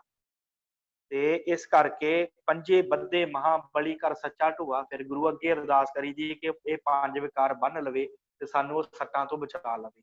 ਤੇ ਜਿਹੜੇ ਨਾਮ ਦਾ ਮੰਨਣ ਕਰਦੇ ਆ, ਉਹ ਫਿਰ ਆਪਣੇ ਮੂੰਹ ਦੇ ਉੱਤੇ ਇਹਨਾਂ 5 ਵਿਕਾਰਾਂ ਕੋਲੋਂ ਚੋਟਾਂ ਨਹੀਂ ਖਾਂਦੇ। ਮੰਨੈ ਮੋਹ ਚੋਟਾਂ ਨਾ ਖਾਏ, ਇੱਥੇ ਬਿੰਦੀ ਲਾਉਣੀ ਹੈ। ਚੋਟਾਂ ਦਾ ਅਰਥ ਸੱਟਾਂ, ਮੋਹ ਇੱਥੇ ਹਾਏ ਨੂੰ ਥੋੜੀ ਜਿਹੀ ਸਿਆਰੀ ਜਿਹੜੀ ਉਹ ਬੋਲਣੀ ਕਿ ਆਪਣੇ ਮੂੰਹ ਦੇ ਉੱਤੇ ਉਹ ਮਨੁੱਖ ਚੋਟਾਂ ਨਹੀਂ ਖਾਂਦੇ ਜੇ ਕੋਈ ਨਾਮ ਨੂੰ ਮੰਨ ਲਵੇ। ਪਹਿਲੇ ਮੰਨੇ ਦਾ ਅਰਥ ਮੰਨੈ ਜਮ ਕੈ ਸਾਥ ਨਾ ਜਾਏ। ਫਿਰ ਮਨੁੱਖ ਕੀ ਹੁੰਦਾ ਹੈ ਕਿ ਇਸ ਸੰਸਾਰ ਦੇ ਉੱਤੇ ਵਿਕਾਰ ਕਮਾਉਂਦਾ ਰਹਿੰਦਾ ਹੈ, ਫਿਰ ਅਖੀਰਲੇ ਸਮੇਂ ਫਿਰ ਉਹਨੂੰ ਜਮਾਂ ਦੀ ਮਾਰ ਵੀ ਪੈਂਦੀ ਹੈ। ਪਹਿਲਾਂ ਵਿਕਾਰ ਕੁੱਟਦੇ ਆ, ਫਿਰ ਜਮ ਕੁੱਟ ਕੇ ਲੈ ਕੇ ਜਾਂਦੇ। ਤੇ ਸਤਿਗੁਰੂ ਬਖਸ਼ਿਸ਼ ਕਰਦੇ ਆ, ਜੇ ਕੋਈ ਨਾਮ ਨੂੰ ਮੰਨ ਲਵੇ, ਉਹਨੂੰ ਇਸ ਸੰਸਾਰ ਦੇ ਉੱਤੇ ਵੀ ਵਿਕਾਰਾਂ ਦੀਆਂ ਚੋਟਾਂ ਨਹੀਂ ਪੈਂਦੀਆਂ। ਤੇ ਫਿਰ ਜਦੋਂ ਇਹ ਸੰਸਾਰ ਨੂੰ ਛੱਡ ਕੇ ਜਾਂਦਾ ਹੈ, ਮੰਨੈ ਜਮ ਕੈ ਸਾਥ ਨਾ ਜਾਏ, ਫਿਰ ਉਹ ਜਮਾਂ ਦੇ ਨਾਲ ਨਹੀਂ ਜਾਂਦਾ। ਫਿਰ ਉਹ ਮਨੁੱਖ ਜਮਾਂ ਦੀ ਫਾਹੀ ਉਹਦੇ ਗਲ ਵਿੱਚ ਨਹੀਂ ਪੈਂਦੀ, ਜਿਹੜਾ ਮਨੁੱਖ ਨਾਮ ਦਾ ਮੰਨਣ ਕਰ ਜੇ ਕਿਤੇ ਕਰ ਲਵੇ। ਇਹ ਸਤਿਗੁਰਾਂ ਨੇ ਕਿਹਾ, ਕਿਉਂਕਿ ਕਰਨਾ ਬੜਾ ਔਖਾ ਹੈ। ਇਹ ਗੱਲ ਕਹਿਣੀ ਬੜੀ ਸੌਖੀ, ਪਰਮਾਤਮਾ ਹੈ, ਪਰ ਇਹ ਮਹਿਸੂਸ ਕਰਨਾ ਬਹੁਤ ਔਖਾ ਹੈ ਕਿ ਹਾਂ ਉਹ ਹੈ ਤੇ ਮੇਰੇ ਨਜ਼ਦੀਕ ਹੈ, ਹਾਥ ਪੈ ਨੇੜੇ ਹੈ। ਇਹ ਸਮਝ ਕਰਨੀ ਬੜੀ ਔਖੀ ਹੈ। ਇਸੇ ਕਰਕੇ ਸਤਿਗੁਰਾਂ ਨੇ ਸ਼ਬਦ ਵਰਤੇ ਨਾ, ਜੇ ਕੋਈ ਮੰਨੈ ਜਮ ਕੈ ਸਾਥ ਨਾ ਜਾਏ। ਜੇ ਕੋਈ ਮੰਨ ਲਵੇ ਫਿਰ ਉਹ ਜਮਾਂ ਦੇ ਸਾਥ ਨਹੀਂ ਜਾਂਦਾ, ਫਿਰ ਉਹਨਾਂ ਨੂੰ ਉਸ ਨੂੰ ਜਮਾਂ ਦਾ ਸਾਥ ਪ੍ਰਾਪਤ ਨਹੀਂ ਹੁੰਦਾ। ਫਿਰ ਇਹਨੂੰ ਹਰ ਕੋਈ ਕਹਿੰਦਾ ਰੇ ਰੇ ਦਰਗਹਿ ਕਹੇ ਨਾ ਕਹੂ, ਆਓ ਬੈਠ ਆਦਰ ਸਭ ਦੇਵ। ਸਾਰੇ ਆਦਰ ਨਾਲ ਬਿਠਾਉਂਦੇ ਆ ਕਿ ਆਪ ਜੀ ਨੇ ਸਿਮਰਨ ਕੀਤਾ, ਬੰਦਗੀ ਕੀਤੀ ਸੰਸਾਰ 'ਚ, ਤੇ ਆਓ ਹੁਣ ਆਪ ਜੀ ਦਰਗਾਹ ਦੇ ਵਿੱਚ ਆਇਓ ਤੇ ਇੱਥੇ ਬੈਠ ਕੇ ਵੀ ਸਿਮਰਨ ਬੰਦਗੀ ਕਰੀਏ। ਉਹਨਾਂ ਨੂੰ ਫਿਰ ਜਮਾਂ ਦੀ ਚੋਟ ਜਿਹੜੀ ਉਹ ਨਹੀਂ ਪੈਂਦੀ। ਐਸਾ ਨਾਮ ਨਿਰੰਜਨ ਹੋਏ। ਉਹ ਪ੍ਰਮਾਤਮਾ ਦਾ ਨਾਮ ਜਿਹੜਾ ਹੈ ਉਹ ਮਾਇਆ ਦੀ ਕਾਲਖ ਤੋਂ ਰਹਿਤ ਹੈ। ਜੇ ਕੋ ਮਨ ਜਾਣੇ ਮਨ ਕੋਈ, ਜੇ ਕੋਈ ਆਪਣੇ ਮਨ 'ਚ ਗੱਲ ਮੰਨ ਲਵੇ ਕਿ ਹਾਂ ਉਹਦਾ ਨਾਮ ਜਿਹੜਾ ਮਾਇਆ ਤੋਂ ਰਹਿਤ ਹੈ ਤੇ ਉਹਨੂੰ ਉਹਦਾ ਮੰਨਣ ਕਰਨਾ ਹੈ ਤੇ ਉਹ ਜਾਣਨਾ ਹੈ। ਇੱਥੇ ਨਾਮ ਦੀ ਗੱਲ ਆਈ ਹੈ ਤੇ ਭੁਲੇਖਾ ਨਹੀਂ ਰੱਖਣਾ, ਨਾਮ ਤੇ ਨਾਮੀ ਆਪਸ ਵਿੱਚ ਅਭੇਦ ਹਨ। ਭਾਵ ਨਾਮ ਪਰਮਾਤਮਾ ਦਾ ਤੇ ਪਰਮਾਤਮਾ ਦੋਵੇਂ ਇੱਕ ਹੀ ਹਨ, ਇੱਥੇ ਫਰਕ ਨਹੀਂ ਸਮਝਣਾ। ਐਸਾ ਨਾਮ ਨਿਰੰਜਨ ਹੋਏ, ਜੇ ਕੋ ਮਨ ਜਾਣੇ ਮਨ ਕੋਈ। ਜੇ ਆਪਣੇ ਮਨ ਦੇ ਵਿੱਚ ਮੰਨ ਲਵੇ ਕਿ ਪਰਮਾਤਮਾ ਨੇੜੇ ਹੈ, ਉਹਦਾ ਨਾਮ ਜਿਹੜਾ ਉਹ ਸੱਚਾ ਹੈ। ਮੰਨੈ ਮਾਰਗ ਠਾਕ ਨਾ ਪਾਏ। ਜਿਹੜਾ ਮਨੁੱਖ ਨਾਮ ਨੂੰ ਮੰਨ ਲਵੇ ਉਹਨੂੰ ਕਿਸ ਤਰ੍ਹਾਂ ਦੀ ਰਸਤੇ ਦੇ ਵਿੱਚ ਰੁਕਾਵਟ ਨਹੀਂ ਪੈਂਦੀ, ਕੋਈ ਵੀ ਉਹਨੂੰ ਨਹੀਂ ਰੋਕਦਾ ਰਸਤੇ ਦੇ ਵਿੱਚ। ਭਾਵ ਜਦੋਂ ਉਹ ਸੰਸਾਰ ਦੀ ਯਾਤਰਾ ਕਰਦਾ ਹੈ ਉਸ ਸਮੇਂ ਵੀ ਉਹਨੂੰ ਜਿਹੜਾ ਹੈ ਕਿਸੇ ਤਰ੍ਹਾਂ ਦੀ ਕੋਈ ਰੁਕਾਵਟ ਨਹੀਂ ਪੈਂਦੀ। ਫਿਰ ਭਾਵੇਂ ਲੱਖ ਰਿਸ਼ਤੇਦਾਰ ਸਕੇ ਸੰਬੰਧੀ ਕਹੀ ਜਾਣ ਕਿ ਇਹ ਤੇ ਬਾਣੀ ਪੜ੍ਹੀ ਜਾਂਦਾ ਰਹਿੰਦਾ, ਸਾਡੀ ਗੱਲ ਹੀ ਨਹੀਂ ਸੁਣਦਾ, ਪਰ ਉਹ ਨਾਮ ਦੇ ਵਿੱਚ ਜੁੜਿਆ ਹੁੰਦਾ, ਉਹਨੂੰ ਫਿਰ ਇਹਨਾਂ ਗੱਲਾਂ ਦੀ ਕੋਈ ਠਾਕ, ਉਹਨਾਂ ਨੂੰ ਕੋਈ ਰੋਕ ਨਹੀਂ ਪੈਂਦੀ, ਕੋਈ ਵੀ ਉਹਦੇ ਮਨ ਤੇ ਅਸਰ ਨਹੀਂ ਕਰਦਾ। ਮੰਨੈ ਮਾਰਗ ਠਾਕ ਨਾ ਪਾਏ। ਤੇ ਜਦੋਂ ਇਸ ਸੰਸਾਰ ਤੋਂ ਮਨੁੱਖ ਜਾਣ ਲੱਗਦਾ ਤੇ ਫਿਰ ਉਹਨੂੰ ਰਸਤੇ 'ਚ ਕੋਈ ਨਹੀਂ ਰੋਕਦਾ, ਤੇ ਸਿੱਧਾ ਹੀ ਉਹ ਪਰਮਾਤਮਾ ਦੇ ਦਰ ਤੇ ਪ੍ਰਵਾਨ ਹੁੰਦਾ। ਰਸਤੇ 'ਚ ਰੁਕਾਵਟ ਨਹੀਂ ਪੈਂਦੀ ਜੇ ਕੋਈ ਨਾਮ ਨੂੰ ਮੰਨ ਲਵੇ। ਤੇ ਇਸੇ ਤਰ੍ਹਾਂ ਸੰਸਾਰ ਦੇ ਕਈ ਕਾਰਜ ਐਸੇ ਹਨ ਜਿਨ੍ਹਾਂ ਦੇ ਵਿੱਚ ਮਨੁੱਖ ਨੂੰ ਰੋਕਾਂ ਪੈ ਜਾਂਦੀਆਂ, ਕਿਤੇ ਕੋਈ ਕਿਤੇ ਕੋਈ, ਪਰ ਜਿਹੜਾ ਨਾਮ ਦਾ ਮੰਨਣ ਕਰਦਾ ਹੈ ਉਹਨਾਂ ਦੇ ਰਸਤੇ ਆਪਣੇ ਆਪ ਹੀ ਖੁੱਲ ਜਾਂਦੇ ਆ। ਉਹਨਾਂ ਨੂੰ ਕਿਸੇ ਤਰ੍ਹਾਂ ਦੀ ਲੋੜ ਹੀ ਨਹੀਂ ਪੈਂਦੀ, ਕਿਸੇ ਨੂੰ ਕਹਿਣ ਦੀ, ਕਿਸੇ ਦੀ ਸਿਫਾਰਿਸ਼ ਦੀ ਲੋੜ ਨਹੀਂ ਪੈਂਦੀ ਪਰਮਾਤਮਾ ਦਾ ਨਾਮ ਜਪਣ ਵਾਲਿਆਂ ਨੂੰ। ਮੰਨੈ ਮਾਰਗ ਠਾਕ ਨਾ ਪਾਏ। ਰਸਤੇ 'ਚ ਰੁਕਾਵਟ ਨਹੀਂ ਪੈਂਦੀ, ਭਾਵੇਂ ਉਹ ਰਸਤਾ ਸੰਸਾਰ ਦਾ ਕੋਈ ਰਸਤਾ ਹੋਵੇ ਤੇ ਭਾਵੇਂ ਉਹ ਦਰਗਾਹ ਦਾ ਰਸਤਾ ਹੋਵੇ। ਮੰਨੈ ਪਤ ਸਿਉ ਪ੍ਰਗਟ ਜਾਏ। ਜੇ ਕੋਈ ਨਾਮ ਨੂੰ ਮੰਨ ਲਵੇ ਉਹ ਪਤ ਸਿਉ ਇੱਜ਼ਤ ਦੇ ਨਾਲ ਪ੍ਰਗਟ ਹੋ ਕੇ ਜਾਂਦਾ ਹੈ, ਪ੍ਰਸਿੱਧ ਹੋ ਕੇ ਜਾਂਦਾ ਸੰਸਾਰ ਤੋਂ, ਜੇ ਕੋਈ ਨਾਮ ਦਾ ਮੰਨਣ ਕਰ ਲਵੇ। ਭਗਤ ਕਬੀਰ ਜੀ, ਭਗਤ ਨਾਮਦੇਵ ਜੀ 15 ਭਗਤ ਹੋਏ ਆ ਤੇ ਉਹਨਾਂ ਨੇ ਨਾਮ ਦਾ ਮੰਨਣ ਕੀਤਾ ਤੇ ਅੱਜ ਵੀ ਅਸੀਂ ਉਹਨਾਂ ਨੂੰ ਯਾਦ ਕਰਦੇ ਹਾਂ। ਉਹ ਪ੍ਰਗਟ ਹੋ ਕੇ ਗਏ, ਪ੍ਰਸਿੱਧ ਹੋ ਕੇ ਗਏ ਸੰਸਾਰ ਤੋਂ, ਉਸ ਸੰਸਾਰ ਦੇ ਉੱਤੇ ਸੋਭਾ ਖੱਟ ਕੇ ਗਏ ਆ, ਇੱਜ਼ਤ ਦੇ ਨਾਲ ਗਏ। ਪਤ ਸਿਉ, ਪਤ ਸਿਉ ਦਾ ਅਰਥ ਆ ਇੱਜ਼ਤ ਦੇ ਨਾਲ। ਮੰਨੈ ਪਤ ਸਿਉ ਪ੍ਰਗਟ ਜਾਏ। ਉਹ ਪ੍ਰਗਟ ਹੋ ਕੇ ਇਸ ਸੰਸਾਰ ਤੋਂ ਗਏ ਆ ਜਿਨ੍ਹਾਂ ਨੇ ਨਾਮ ਦਾ ਮੰਨਣ ਕੀਤਾ। ਮੰਨੈ ਮਗ ਨਾ ਚੱਲੈ ਪੰਥ। ਜਿਹੜਾ ਮਨੁੱਖ ਨਾਮ ਦਾ ਮੰਨਣ ਕਰਦਾ ਹੈ ਉਹ ਦੂਸਰਿਆਂ ਰਸਤਿਆਂ ਦੇ ਉੱਤੇ ਨਹੀਂ ਚੱਲਦਾ, ਜਿਹੜੇ ਭੇਖੀ ਰਸਤੇ ਹਨ। ਇੱਥੇ ਮੱਗ ਤੇ ਪੰਥ ਦੇ ਦੋਵਾਂ ਦਾ ਅਰਥ ਜਿਹੜਾ ਰਸਤਾ ਹੀ ਬਣਦਾ। ਮੰਨੈ, ਜੇ ਕੋਈ ਨਾਮ ਦਾ ਮੰਨਣ ਕਰ ਲਏ, ਮੰਨੈ ਮੱਗ ਨਾ ਚੱਲੈ ਪੰਥ। ਉਹ ਹੋਰਾਂ ਰਸਤਿਆਂ ਤੇ ਨਹੀਂ ਚੱਲਦਾ, ਉਹ ਅਕਾਲ ਪੁਰਖ ਦੇ ਰਸਤੇ ਤੇ ਚੱਲਦਾ ਹੈ। ਕਿਸੇ ਦੇਵੀ ਦੇਵਤੇ, ਪੀਰ, ਪੈਗੰਬਰ ਦੇ ਰਸਤੇ ਦੇ ਉੱਤੇ ਮਨੁੱਖ ਨਹੀਂ ਚੱਲਦਾ ਜਿਹੜਾ ਨਾਮ ਦਾ ਮੰਨਣ ਕਰਦਾ। ਜਿਹਨੂੰ ਪਤਾ ਹੀ ਲੱਗ ਗਿਆ ਕਿ ਕਰਨ ਕਰਾਵਣ ਆਪ ਹੈ, ਉਹ ਦੂਸਰ ਨਾ ਹੀ ਕੋਏ, ਫਿਰ ਉਹਨੇ ਕਿਸੇ ਹੋਰ ਰਸਤੇ ਤੇ ਕੀ ਕਰਨ ਨੂੰ ਚੱਲਣਾ। ਇਸ ਕਰਕੇ ਜਿਹੜਾ ਮੰਨਣ ਕਰ ਲਵੇ ਕਿ ਪਰਮਾਤਮਾ ਕਰਨ ਕਾਰਨ ਹਾਰ ਹੈ, ਉਹ ਫਿਰ ਕਿਸੇ ਦੂਸਰੇ ਰਸਤੇ ਦੇ ਉੱਤੇ ਨਹੀਂ ਚੱਲਦਾ। ਮੰਨੈ ਮਗ ਨ ਚੱਲੈ ਪੰਥ, ਮੰਨੈ ਧਰਮ ਸੇਤੀ ਸੰਬੰਧ। ਉਸ ਮਨੁੱਖ ਦਾ ਜਿਹੜਾ ਸੰਬੰਧ, ਭਾਵ ਰਿਸ਼ਤਾ, ਜਿਨ੍ਹਾਂ ਦਾ ਜੋੜ ਛੇਤੀ ਧਰਮ ਦੇ ਨਾਲ ਹੋ ਜਾਂਦਾ ਹੈ। ਜੇ ਕੋਈ ਨਾਮ ਦਾ ਮੰਨਣ ਕਰਦਾ ਹੈ ਉਹ ਧਰਮ ਦੇ ਨਾਲ ਜੁੜ ਜਾਂਦਾ ਹੈ, ਉਹਦੇ ਮਨ ਚੋਂ ਸੱਚਾ ਧਰਮ ਪੈਦਾ ਹੁੰਦਾ ਹੈ। ਉਹ ਫਿਰ ਪਰਮਾਤਮਾ ਦਾ ਦਿੱਤਾ ਹੋਇਆ ਧਰਮ ਉਹਨੂੰ ਨਿਭਾਉਂਦਾ ਹੈ। ਇੱਥੇ ਧਰਮ ਤੋਂ ਅਰਥ ਆਪਾਂ ਸਿੱਖ ਧਰਮ ਨਹੀਂ ਗੇ ਕਰਨੇ, ਉਹ ਰਸਤਾ ਜਿਹੜਾ ਅਕਾਲ ਪੁਰਖ ਦੇ ਵੱਲ ਨੂੰ ਲੈ ਕੇ ਜਾਵੇ, ਜਿਹੜਾ ਸੱਚਾ ਰਸਤਾ ਹੈ, ਜਿਹੜੇ ਪਰਮਾਤਮਾ ਦੇ ਬਣਾਏ ਹੋਏ ਹੁਕਮ ਦੇ ਅਨੁਸਾਰੀ ਜਿਹੜੇ ਕਰਮ ਹਨ ਉਹ ਮਨੁੱਖ ਕਰਦਾ ਹੈ। ਉਹਦੇ ਅਨੁਸਾਰ ਚੱਲਦਾ ਹੈ। ਧਰਮ ਦਾ ਅਰਥ ਅਸਲ ਦੇ ਵਿੱਚ ਨਾ ਜ਼ਿਆਦਾਤਰ ਕਾਨੂੰਨ ਹੀ ਮਿਲਦਾ ਹੈ। ਇਸ ਕਰਕੇ ਉਹ ਮਨੁੱਖ ਜਿਹੜਾ ਹੈ ਪਰਮਾਤਮਾ ਦੇ ਦੈਵੀ ਜਿਹੜਾ ਧਰਮ ਹੈ ਉਸ ਧਰਮ ਦੇ ਅਨੁਸਾਰੀ ਹੋ ਕਰਕੇ ਚੱਲਦਾ ਹੈ। ਉਹਦਾ ਫਿਰ ਉਸ ਧਰਮ ਦੇ ਨਾਲ ਸੰਬੰਧ ਪੈ ਜਾਂਦਾ ਹੈ, ਫਿਰ ਉਹ ਡੋਲਦਾ ਨਹੀਂ ਧਰਮ। ਜੇ ਕੋਈ ਨਾਮ ਨੂੰ ਮੰਨ ਲਵੇ, ਐਸਾ ਨਾਮ ਨਿਰੰਜਨ ਹੋਏ, ਜੇ ਕੋ ਮਨ ਜਾਣੇ ਮਨ ਕੋਏ। ਜੇ ਕੋਈ ਆਪਣੇ ਮਨ ਤੇ ਗੱਲ ਮੰਨ ਲਵੇ ਕਿ ਪ੍ਰਮਾਤਮਾ ਦਾ ਨਾਮ ਜਿਹੜਾ ਉਹ ਕਾਲ ਤੋਂ ਰਹਿਤ ਹੈ, ਤੇ ਉਹਦੇ ਨਾਮ ਜਪਣ ਦੇ ਨਾਲ ਹੀ ਭਲਾ ਹੈ। ਮੰਨੈ ਪਾਵਹਿ ਮੋਖ ਦੁਆਰ। ਨਾਮ ਦਾ ਜੇ ਕੋਈ ਮੰਨਣ ਕਰੇ, ਉਹਨੂੰ ਜਿਹੜਾ ਹੈ ਮੁਕਤੀ ਦਾ ਦੁਆਰਾ ਜਿਹੜਾ ਉਹ ਪ੍ਰਾਪਤ ਹੋ ਜਾਂਦਾ ਹੈ। ਤੇ ਮੈਂ ਇੱਥੇ ਦੱਸ ਜਾਵਾਂ ਕਿ ਸੰਸਾਰ ਦਾ ਜਿਹੜਾ ਵੀ ਧਰਮ ਹੈ, ਜਿੰਨੇ ਵੀ ਧਰਮ ਸੰਸਾਰ ਤੇ ਪੈਦਾ ਹੋਏ ਆ ਨਾ, ਉਹ ਸਾਰੇ ਧਰਮਾਂ ਦੇ ਵਿੱਚ ਇੱਕ ਗੱਲ ਬੜੀ ਸਾਂਝੀ ਹੈ। ਉਹ ਗੱਲ ਇਹ ਹੈ ਕਿ ਹਰ ਕੋਈ ਧਰਮ ਨਾਮ ਮੋਖ ਦੁਆਰ ਦੀ ਗੱਲ ਕਰਦਾ ਹੈ। ਮੁਕਤੀ ਦੀ ਗੱਲ ਹਰ ਧਰਮ ਨੇ ਕੀਤੀ, ਭਾਵੇਂ ਉਹ ਧਰਮ ਪਰਮਾਤਮਾ ਨੂੰ ਮੰਨਦਾ ਹੈ ਤੇ ਭਾਵੇਂ ਉਹ ਧਰਮ ਪਰਮਾਤਮਾ ਨੂੰ ਨਹੀਂ ਮੰਨਦਾ, ਉਹਨੇ ਮੁਕਤੀ ਦੀ ਗੱਲ ਜ਼ਰੂਰ ਕੀਤੀ ਹੈ। ਜੈਨੀ ਜਿਹੜੇ ਆ ਉਹ ਵੀ ਗੱਲ ਕਹਿੰਦੇ ਆ ਕਿ ਮੁਕਤ ਹੋਣਾ ਤੇ ਜੀਵ ਹੱਤਿਆ ਨਾ ਕਰੋ। ਤੇ ਬੋਧੀ ਜਿਹੜੇ ਆ ਉਹ ਵੀ ਰੱਬ ਨੂੰ ਨਹੀਂ ਮੰਨਦੇ, ਉਹਨਾਂ ਨੇ ਵੀ ਇਹ ਗੱਲ ਕੀਤੀ ਹੈ ਕਿ ਸਾਡੇ ਕਰਮ ਚੰਗੇ ਹੋਣੇ ਚਾਹੀਦੇ ਆ ਤਾਂ ਕਿ ਸਾਨੂੰ ਮੁਕਤੀ ਮਿਲ ਜਾਵੇ, ਨਿਰਵਾਣ ਪਦ ਪ੍ਰਾਪਤ, ਨਿਰਵਾਣ ਕਹਿੰਦੇ ਹੋ, ਨਿਰਵਾਣ ਪਦ ਪ੍ਰਾਪਤ ਹੋ ਜਾਵੇ। ਇਸੇ ਤਰ੍ਹਾਂ ਜਿਹੜੇ ਪੱਛਮ ਦੇ ਧਰਮ ਆ ਉਹ ਵੀ ਮੁਕਤੀ ਦੀ ਗੱਲ ਕਰਦੇ ਆ, ਜਿਵੇਂ ਕਹਿੰਦੇ ਯਿਸੂ ਨੂੰ ਮੰਨੋਗੇ ਤੁਸੀਂ ਮੁਕਤ ਹੋ ਜਾਓਗੇ। ਸੋ ਮੁਕਤੀ ਦੀ ਗੱਲ ਸਾਰਿਆਂ ਦੇ ਵਿੱਚ ਸਾਂਝੀ ਹੈ। ਤੇ ਇੱਥੇ ਸਤਿਗੁਰਾਂ ਨੇ ਕਿਹਾ ਕਿ ਜੇ ਕੋਈ ਇਹ ਗੱਲ ਮੰਨ ਲਵੇ ਕਿ ਪ੍ਰਮਾਤਮਾ ਹੈ, ਉਹ ਸਦੀਵੀ ਹੋਂਦ ਵਾਲਾ ਹੈ, ਉਹ ਮੇਰੇ ਨਜ਼ਦੀਕ ਹੈ, ਮੇਰੇ ਨਜ਼ਦੀਕ ਹੀ ਨਹੀਂ ਮੇਰੇ ਅੰਦਰ ਵੀ ਹੈ ਤੇ ਸਾਰੇ ਸੰਸਾਰ ਦੇ ਵਿੱਚ ਵੀ ਹੈ, ਫਿਰ ਉਹਨੂੰ ਕੀ ਪ੍ਰਾਪਤ ਹੁੰਦਾ ਹੈ? ਮੰਨੈ ਪਾਵਹਿ ਮੋਖ ਦੁਆਰ। ਫਿਰ ਉਹ ਮੁਕਤੀ ਦਾ ਦੁਆਰਾ ਉਹਨੂੰ ਪ੍ਰਾਪਤ ਹੁੰਦਾ ਹੈ, ਜਿਹੜਾ ਇਸ ਗੱਲ ਨੂੰ ਮੰਨ ਲਵੇ। ਨਹੀਂ ਤੇ ਸਾਰਿਆਂ ਧਰਮਾਂ 'ਚ ਕਈ ਤਰੀਕੇ ਦੱਸੇ ਹੋਏ ਆ ਕਿ ਤੁਸੀਂ ਆਹ ਕਰੋਗੇ ਮੁਕਤ ਹੋ ਜਾਓਗੇ, ਤੁਸੀਂ ਆਹ ਕਰੋਗੇ ਮੁਕਤ ਹੋ ਜਾਓਗੇ। ਜ਼ਿਆਦਾਤਰ ਹਿੰਦੁਸਤਾਨ ਦੇ ਜਿੰਨੇ ਧਰਮ ਆ ਨਾ, ਸਾਧ ਸੰਗਤ, ਇਹ ਜਿੰਨੇ ਕਰਮ ਕਾਂਡ ਕਰਵਾਉਂਦੇ ਆ, ਉਹ ਕਾਹਦੇ ਵਾਸਤੇ ਕਰਾਉਂਦੇ? ਕਹਿੰਦੇ ਤੁਹਾਨੂੰ ਮੁਕਤੀ ਪ੍ਰਾਪਤ ਹੋ ਜਾਏਗੀ। ਪਰ ਸਤਿਗੁਰਾਂ ਨੇ ਦੇਖੋ ਕਿੰਨਾ ਸੌਖਾ ਰਸਤਾ ਦੱਸਿਆ ਕਿ ਜੇ ਮੁਕਤੀ ਦਾ ਦਵਾਰ ਪਾਉਣਾ ਹੈ ਤੇ ਇਹ ਗੱਲ ਤੂੰ ਮੰਨ। ਕਿਹੜੀ ਗੱਲ? ਕਿ ਉਹ ਹੈ, ਉਸ ਹੈ ਦੀ ਲੈਤਾ ਕਰ ਕਿ ਉਹ ਸਦੀਵੀ ਹੋਂਦ ਵਾਲਾ ਹੈ। ਉਸ ਨਾਮ ਨੂੰ ਮੰਨ। ਮੰਨੈ ਪਾਵਹਿ ਮੋਖ ਦੁਆਰ, ਫਿਰ ਤੈਨੂੰ ਮੁਕਤੀ ਦਾ ਦਵਾਰ ਪ੍ਰਾਪਤ ਹੋਵੇਗਾ। ਫਿਰ ਸਤਿਗੁਰੂ ਅੱਗੇ ਕਹਿੰਦੇ ਮੰਨੈ ਪਰਵਾਰੈ ਸਾਧਾਰ। ਫਿਰ ਜਿਹਨੂੰ ਮੁਕਤੀ ਮਿਲ ਗਈ ਉਹ ਕੱਲਾ ਮੁਕਤ ਨਹੀਂ ਹੋਵੇਗਾ, ਉਹ ਆਪਣੇ ਪਰਿਵਾਰ ਦਾ ਵੀ ਫਿਰ ਜਿਹੜਾ ਆਸਰਾ ਬਣੇਗਾ, ਉਹਨਾਂ ਨੂੰ ਵੀ ਸੁਧਾਰ ਲਵੇਗਾ, ਉਹਨਾਂ ਨੂੰ ਵੀ ਜਿਹੜਾ ਹੈ ਸਭ ਪਰਿਵਾਰ ਚੜਾਇਆ ਬੇੜੇ, ਫਿਰ ਆਪਣੇ ਪਰਿਵਾਰ ਦਾ ਵੀ ਭਲਾ ਕਰਕੇ ਉਹਨਾਂ ਦੀ ਮੁਕਤੀ ਕਰਾ ਦੇਗਾ। ਪਰ ਕੀ ਕਰਨਾ ਪਏਗਾ? ਇਹ ਗੱਲ ਮੰਨਣੀ ਪਏਗੀ। ਜੇ ਕੋਈ ਮੰਨ ਲਵੇ ਤੇ ਜੇ ਮੰਨੇਗਾ, ਮੰਨੈ ਪਰਵਾਰੈ ਸਾਧਾਰ, ਆਪਣੇ ਪਰਿਵਾਰ ਨੂੰ ਵੀ ਸੁਧਾਰ ਕੇ ਉਹ ਜਿਹੜਾ ਹੈ ਮੁਕਤੀ ਪ੍ਰਾਪਤ ਕਰਵਾ ਲੈਂਦਾ। ਮੰਨੈ ਤਰੇ ਤਰੈ ਤਾਰੇ ਗੁਰ ਸਿੱਖ, ਤਰੈ ਤਾਰੇ।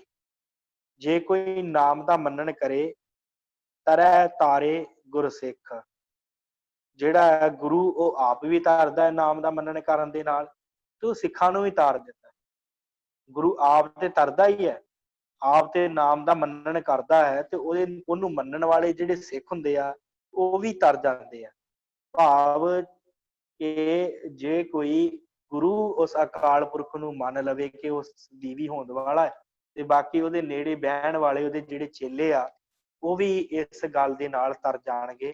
ਉਹ ਆਪ ਤੇ ਤਰੇਗਾ ਹੀ ਗੁਰੂ, ਉਹਦੇ ਚੇਲੇ ਵੀ ਤਰ ਜਾਣਗੇ। ਪਰ ਕੀ ਹੁੰਦਾ ਹੈ ਕਿ ਗੁਰੂ ਕਹਿੰਦਾ ਕਿ ਮੈਂ ਹੀ ਰੱਬ ਆ, ਤੇ ਉਹਦੇ ਨਾਲ ਫਿਰ ਗੱਲ ਨਹੀਂ ਨਾ ਬਣਦੀ। ਫਿਰ ਅਜਗਰ ਵਾਲੀ ਸਾਖੀ ਆਪ ਜੀ ਨੂੰ ਪਤਾ ਹੈ ਕਿ 6ਵੇਂ ਪਾਤਸ਼ਾਹ ਜੀ ਦੇ ਵੇਲੇ ਉਹ ਸੱਪ ਬਣ ਗਿਆ ਸੀ ਅਜਗਰ, ਤੇ ਉਹਨੂੰ ਕੀੜੇ ਪੈ ਗਏ, ਤੇ ਫਿਰ ਸਤਿਗੁਰਾਂ ਨੇ ਅੰਗੂਠਾ ਛੁਹਾ ਕੇ ਉਹਨੂੰ ਫਿਰ ਮੁਕਤ ਕੀਤਾ। ਤੇ ਜਦੋਂ ਮੁਕਤ ਹੋਇਆ ਤੇ ਜਾਣ ਲੱਗਾ ਸੱਚਖੰਡ ਨੂੰ, ਤੇ ਸਿੱਖਾਂ ਨੇ ਪੁੱਛਿਆ ਸਤਿਗੁਰ ਕੌਣ ਸੀ? ਤੇ ਉਹਨੇ ਫਿਰ ਉਹਦੀ ਵਧੇਰੇ ਨੇ ਗੱਲ ਕਹੀ ਕਿ ਮੈਂ ਇੱਕ ਪਿਛਲੇ ਜਨਮ ਦੇ ਵਿੱਚ ਬੜਾ ਵੱਡਾ ਸਾਧ ਸੀ, ਗੁਰੂ ਸੀ, ਮੇਰੇ ਬੜੇ ਚੇਲੇ ਸਨ, ਖਾਂਦੇ ਪੀਂਦੇ ਸੀ, ਐਸ਼ ਕਰਦੇ ਸੀ, ਤੇ ਜੀਵਨ ਇਸੇ ਤਰ੍ਹਾਂ ਵਿਅਰਥ ਚਲਾ ਗਿਆ। ਨਾ ਮੈਂ ਆਪਣਾ ਭਲਾ ਕੀਤਾ ਤੇ ਨਾ ਇਹਨਾਂ ਦਾ ਕੀਤਾ, ਤੇ ਹੁਣ ਸਮਾਂ ਆਇਆ ਮੈਂ ਸੱਪ ਬਣ ਗਿਆ ਤੇ ਇਹ ਮੇਰੇ ਵਿੱਚ ਕੀੜੇ ਬਣ ਕੇ ਮੇਰੇ ਚ ਨਿਵਾਸ ਕਰ ਲਿਆ। ਤੇ ਸਤਿਗੁਰੂ ਆਪ ਦਾ ਭਲਾ ਹੋਵੇ, ਆਪ ਜੀ ਨੇ ਮੈਨੂੰ ਜਿਹੜਾ ਹੈ ਤਾਰ ਦਿੱਤਾ। इस करके ਜਿਹੜਾ ਨਾਮ ਦਾ ਗੁਰੂ ਮੰਨਣ ਕਰਦਾ ਹੈ, ਜੇ ਉਹਦੇ ਲਾਗੇ ਚੇਲੇ ਬੈਠੇ ਆ ਉਹ ਵੀ ਤਰ ਜਾਂਦੇ ਆ। ਪਰ ਗੱਲ ਕੀ ਹੈ, ਸ਼ਰਤ ਕੀ ਹੈ ਕਿ ਨਾਮ ਦਾ ਮੰਨਣ ਕਰਨਾ। ਜੇ ਕੋਈ ਇਸ ਗੱਲ ਨੂੰ ਮੰਨ ਲਵੇ ਕਿ ਉਹ ਹੈ, ਉਹ ਸਦੀਵੀ ਹੋਣ ਵਾਲਾ ਹੈ। ਮੰਨੈ ਤਰੇ ਤਾਰੇ ਗੁਰਸਿੱਖ, ਮੰਨੈ ਨਾਨਕ ਭਵਹਿ ਨਾ ਭਿਖ। ਜੇ ਕੋਈ ਨਾਮ ਦੇ ਵਿੱਚ ਜੁੜ ਜਾਵੇ ਤੇ ਗੁਰੂ ਸਾਹਿਬ ਕਹਿੰਦੇ ਆ ਕਿ ਉਹਨੂੰ ਫਿਰ ਦਰ ਦਰ ਦੇ ਉੱਤੇ ਮੁਥਾਜਗੀ ਨਹੀਂ ਸਹਿਣੀ ਪੈਂਦੀ, ਉਹਨੂੰ ਭਿੱਖਿਆ ਨਹੀਂ ਮੰਗਣੀ ਪੈਂਦੀ। ਕਿਉਂਕਿ ਜੇ ਕੋਈ ਪ੍ਰਮਾਤਮਾ ਦਾ ਨਾਮ ਜਪਣ ਲੱਗ ਪੈਂਦਾ ਨਾ, ਉਹ ਫਿਰ ਕਿਸੇ ਦਾ ਮੁਥਾਜ ਨਹੀਂ ਰਹਿੰਦਾ।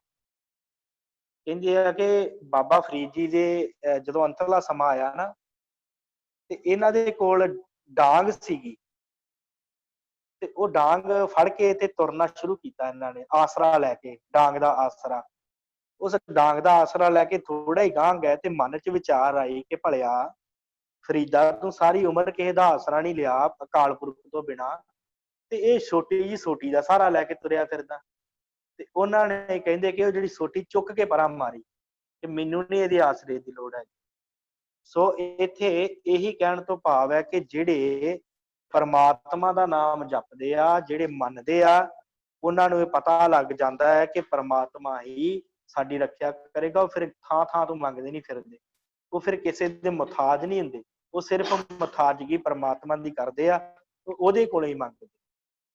ਮੰਨੈ ਨਾਨਕ ਭਵੇ ਨਾ ਭਿਖ, ਭਿਖ ਦਾ ਅਰਥ ਹੁੰਦਾ ਹੈ ਭਿਖਿਆ ਮੰਗਣਾ। ਉਹ ਦਰ ਦਰ ਦੇ ਉੱਤੇ ਮੰਗਦੇ ਨਹੀਂ ਫਿਰਦੇ, ਕਿਸੇ ਦਾ ਆਸਰਾ ਨਹੀਂ ਲੈਂਦੇ ਫਿਰਦੇ, ਉਹ ਪਰਮਾਤਮਾ ਦੇ ਕੋਲੋਂ ਹੀ ਮੰਗਦੇ ਆ। ਐਸਾ ਨਾਮ ਨਿਰੰਜਨ ਹੋਏ, ਜੇ ਕੋ ਮਨ ਜਾਣੈ ਮਨ ਕੋਏ। ਜੇ ਕੋਈ ਪਰਮਾਤਮਾ ਦਾ ਨਾਮ ਮੰਨ ਲਵੇ ਆਪਣੇ ਮਨ ਦੇ ਵਿੱਚ ਕਿ ਉਹ ਹੈ, ਉਹ ਸਦੀਵੀ ਹੋਣ ਵਾਲਾ ਹੈ।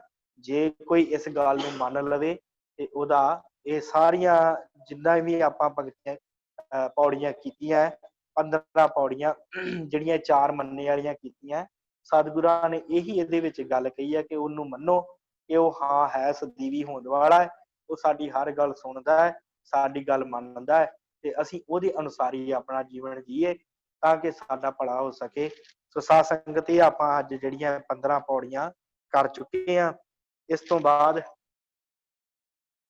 ਭਾਈ ਪਰਮਜੀਤ, ਕਿਉਂਕਿ ਦੇਖੋ ਹੁਣ ਅੱਜ ਆਪ ਜੀ ਨੂੰ ਪਤਾ ਕਿੰਨੇ ਆਨੰਦ ਆਇਆ ਸੰਥਿਆ ਕਰਨ ਦਾ, ਤੇ ਮੈਨੂੰ ਵੀ ਬੜਾ ਆਨੰਦ ਆਇਆ। ਕਿਉਂਕਿ ਅੱਜ ਸਮਾਂ ਵਧੇਰੇ ਸੀ, ਅੱਗੇ ਤੇ ਇੰਝ ਹੀ ਹੁੰਦਾ ਸੀ ਕਿ ਬਸ ਜਲਦੀ ਜਲਦੀ ਕੀਤੀ ਸੰਥਿਆ ਤੇ ਖਤਮ ਕਰ ਦਿੱਤਾ। ਅੱਜ ਆਪਣੇ ਕੋਲ ਖੁੱਲਾ ਟਾਈਮ ਹੈ ਤੇ ਆਪਾਂ ਬਹੁਤ ਆਰਾਮ ਦੇ ਨਾਲ, ਬੜੇ ਸੁੰਦਰ ਢੰਗ ਦੇ ਨਾਲ, ਮੈਨੂੰ ਤੇ ਬਹੁਤ ਆਨੰਦ ਆਇਆ। ਆਪ ਜੀ ਨੂੰ ਖੈਰ ਆਨੰਦ ਆਇਆ ਹੋਏਗਾ। ਸੋ ਆਪ ਜੀ ਨੇ ਜੇ ਕੋਈ ਸਵਾਲ ਹੈ ਤੇ ਹਾਂਜੀ। ਹਾਂਜੀ, ਗਿਆਨੀ ਜੀ ਭਾਈ ਪਰਮਜੀਤ ਸਿੰਘ ਜੀ ਹੁਣ ਆਪ ਜੀ ਨੇ ਇੱਕ ਸਾਖੀ ਜੋ ਹੈ ਸੁਣਾਉਣਗੇ। ਆਪ ਜੀ ਨੇ ਇਸੇ ਤਰ੍ਹਾਂ ਜੁੜੇ ਰਹਿਣਾ। ਉਪਰੰਤ ਆਪਾਂ ਜਿਹੜੇ ਆ ਜੇ ਤੁਹਾਡਾ ਕੋਈ ਸਵਾਲ ਜਵਾਬ ਹੋਵੇ ਤੁਸੀਂ ਹੁਣ ਪੁੱਛ ਲਓ। ਹਾਂਜੀ, ਗੁਰਬਾਣੀ ਦੇ ਅਨੁਸਾਰ ਜੋ ਆਪਾਂ ਮੰਨੇ ਦੀਆਂ ਪੌੜੀਆਂ ਕੀਤੀਆਂ, ਸੁਣਿਆ ਵਾਲੀਆਂ ਕੀਤੀਆਂ, ਜੇ ਕਿਸੇ ਦਾ ਕੋਈ ਸਵਾਲ ਹੈ ਤੇ ਆਪ ਜੀ ਪੁੱਛ ਸਕਦੇ ਹੋ ਜੀ। ਬੇਨਤੀ ਹੈ, ਹੱਥ ਉੱਪ ਕਰਕੇ ਫਿਰ ਆਪਾਂ ਜਿਹੜਾ ਜਦੋਂ ਤੁਹਾਡਾ ਮਾਈਕ ਜਿਹੜਾ ਔਨ ਕਰ ਦਿਆਂਗੇ, ਜਾਂ ਆਪ ਜੀ ਆਪਣਾ ਮਾਈਕ ਜਿਹੜਾ ਔਨ ਕਰ ਲਓ। ਨਹੀਂ, ਉਹ ਪਹਿਲਾਂ ਦਾ ਹੀ ਹੋਇਆ। ਵਾਹਿਗੁਰੂ।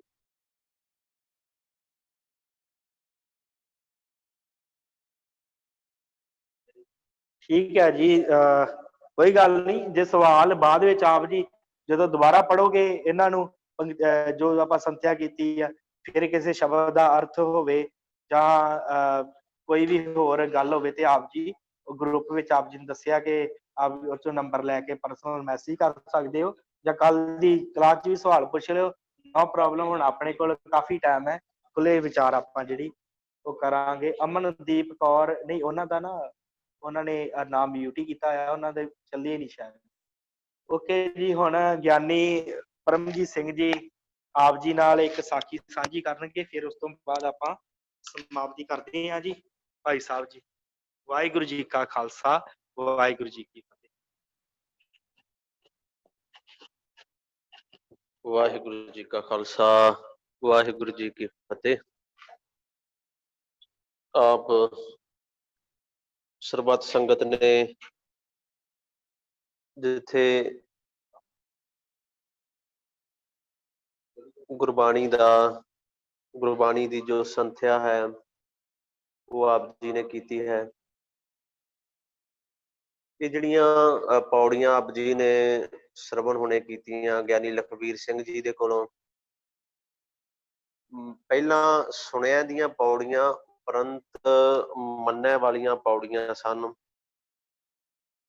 ਜਿਨ੍ਹਾਂ ਨੇ ਪਹਿਲਾਂ ਸੁਣਨ ਦੀ ਅਵਸਥਾ ਆਪਣੇ ਅੰਦਰ ਪੈਦਾ ਕੀਤੀ, ਉਸ ਤੋਂ ਬਾਅਦ ਫਿਰ ਮੰਨਣ ਦੀ ਅਵਸਥਾ ਜਿਨ੍ਹਾਂ ਦੇ ਮਨ ਵਿੱਚ ਆਈ। ਕਿਉਂਕਿ ਨਾ ਜਦੋਂ ਇਹ ਪੌੜੀਆਂ ਆਪਾਂ ਪੜ੍ਹਦੇ ਹਾਂ ਤੇ ਅਖੀਰ ਤੇ ਮੇਰੇ ਪਾਤਸ਼ਾਹ ਨੇ ਕਿਹਾ ਹੈ ਕਿ ਜੇ ਕੋ ਮਨ ਜਾਣੈ ਮਨ ਕੋਏ, ਜੇ ਕੋਈ ਆਪਣੇ ਮਨ ਦੇ ਅੰਦਰ ਇਹਨੂੰ ਮੰਨ ਕੇ ਚੱਲਦਾ ਹੈ। ਮੈਂ ਜਿਹੜਾ ਇਤਿਹਾਸ ਆਪ ਜੀ ਨਾਲ ਅੱਜ ਸਾਂਝਾ ਕਰਨ ਜਾ ਰਿਹਾ, ਇਹਨਾਂ ਗੁਰਬਾਣੀ ਦੀ ਜੋ ਆਪ ਜੀ ਨੇ ਸੰਥਿਆ ਕੀਤੀ ਇਹਨਾਂ ਪੌੜੀਆਂ ਦੇ ਨਾਲ ਹੀ ਰਿਲੇਟਡ ਹੈ।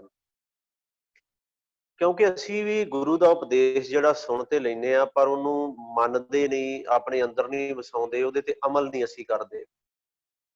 ਤੇ ਜਿੰਨੀ ਦੇਰ ਗੁਰੂ ਦੇ ਬਚਨਾਂ ਤੇ ਅਸੀਂ ਅਮਲ ਨਹੀਂ ਕਰਦੇ, ਉਨੀ ਦੇਰ ਫਿਰ ਕੋਈ ਫਾਇਦਾ ਵੀ ਨਹੀਂ ਹੈ। ਅਸਲ ਵਿੱਚ ਜਦੋਂ ਗੁਰੂ ਸਾਹਿਬ ਦੇ ਜੀਵਨ ਨੂੰ ਅਸੀਂ ਪੜ੍ਹਦੇ ਹਾਂ, ਬੜੇ ਸਿੱਖਾਂ ਦਾ ਜੀਵਨ ਨਾਲ, ਜਿਹੜੇ ਗੁਰੂ ਸਾਹਿਬ ਕੋਲ ਆਏ, ਜਿਨ੍ਹਾਂ ਨੇ ਗੁਰੂ ਦੀ ਗੱਲ ਨੂੰ ਸੁਣਿਆ, ਗੁਰੂ ਦੀ ਗੱਲ ਨੂੰ ਮੰਨਿਆ, ਜਿਨ੍ਹਾਂ ਨੇ ਆਪਣਾ ਜੀਵਨ ਉਹਦੇ ਅਨੁਸਾਰ ਤਬਦੀਲ ਕਰ ਲਿਆ। ਕਿਉਂਕਿ ਬਾਣੀ ਵੀ ਇਹ ਗੱਲ ਕਹਿੰਦੀ ਹੈ ਨਾ ਕਿ ਹੁਕਮ ਮੰਨਿਆ ਪਾਈਐ, ਕਿ ਬਿਨਾਂ ਹੁਕਮ ਮੰਨੇ ਤੋਂ ਨਹੀਂ ਗੱਲ ਬਣਨੀ। ਜੇ ਪ੍ਰਮਾਤਮਾ ਨੂੰ ਪਾਉਣਾ ਹੈ ਤੇ ਉਹਦਾ ਹੁਕਮ, ਗੁਰੂ ਦਾ ਹੁਕਮ ਜਿਹੜਾ ਉਹ ਮੰਨਣਾ ਪਏਗਾ। ਦੂਜੀ ਗੱਲ ਹੋਰ ਵੀ ਏ, ਇੱਕ ਉਹਨੇ ਜਿਹੜੇ ਗੁਰੂ ਦਾ ਹੁਕਮ ਮੰਨ ਲਿਆ, ਅਮਲ ਨਹੀਂ ਕੀਤਾ, ਵੀ ਸੁਣ ਲਿਆ ਤੇ ਅਮਲ ਨਹੀਂ ਕੀਤਾ।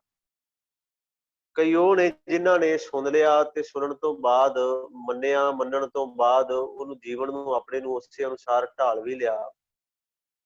ਅਸੀਂ ਜਦੋਂ ਪੰਜਵੇਂ ਪਾਤਸ਼ਾਹ ਗੁਰੂ ਅਰਜਨ ਦੇਵ ਜੀ ਦਾ ਜੀਵਨ ਪੜ੍ਹਦੇ ਆ ਨਾ, ਤੇ ਉਹਨਾਂ ਦੇ ਜੀਵਨ ਦੇ ਅੰਦਰ ਇੱਕ ਸਿੱਖ ਦਾ ਜ਼ਿਕਰ ਆਉਂਦਾ ਹੈ। ਬੜੀਆਂ ਰਹਿਮਤਾਂ ਖੈਰ ਉਸ ਸਿੱਖ ਨੂੰ ਮਿਲੀਆਂ, ਉਹਨੇ ਹਾਸਲ ਕੀਤੀਆਂ, ਮੈਂ ਕਹਾਂਗਾ ਉਹਨੇ ਗੁਰੂ ਸਾਹਿਬ ਤੋਂ ਹਾਸਲ ਕਰ ਲਈਆਂ। ਕਿ ਸੱਚੇ ਪਾਤਸ਼ਾਹ ਨੇ ਉਹਨੂੰ ਇਹ ਅਸੀਸ ਬਖਸ਼ੀ ਸੀ, ਆਖਿਆ ਸੀ ਮੰਝ ਪਿਆਰਾ ਗੁਰੂ ਨੂੰ ਗੁਰ ਮੰਝ ਪਿਆਰਾ, ਮੰਝ ਗੁਰੂ ਕਾ ਬੋਹਿਥਾ ਜਗ ਲੰਘਣ ਹਾਰਾ।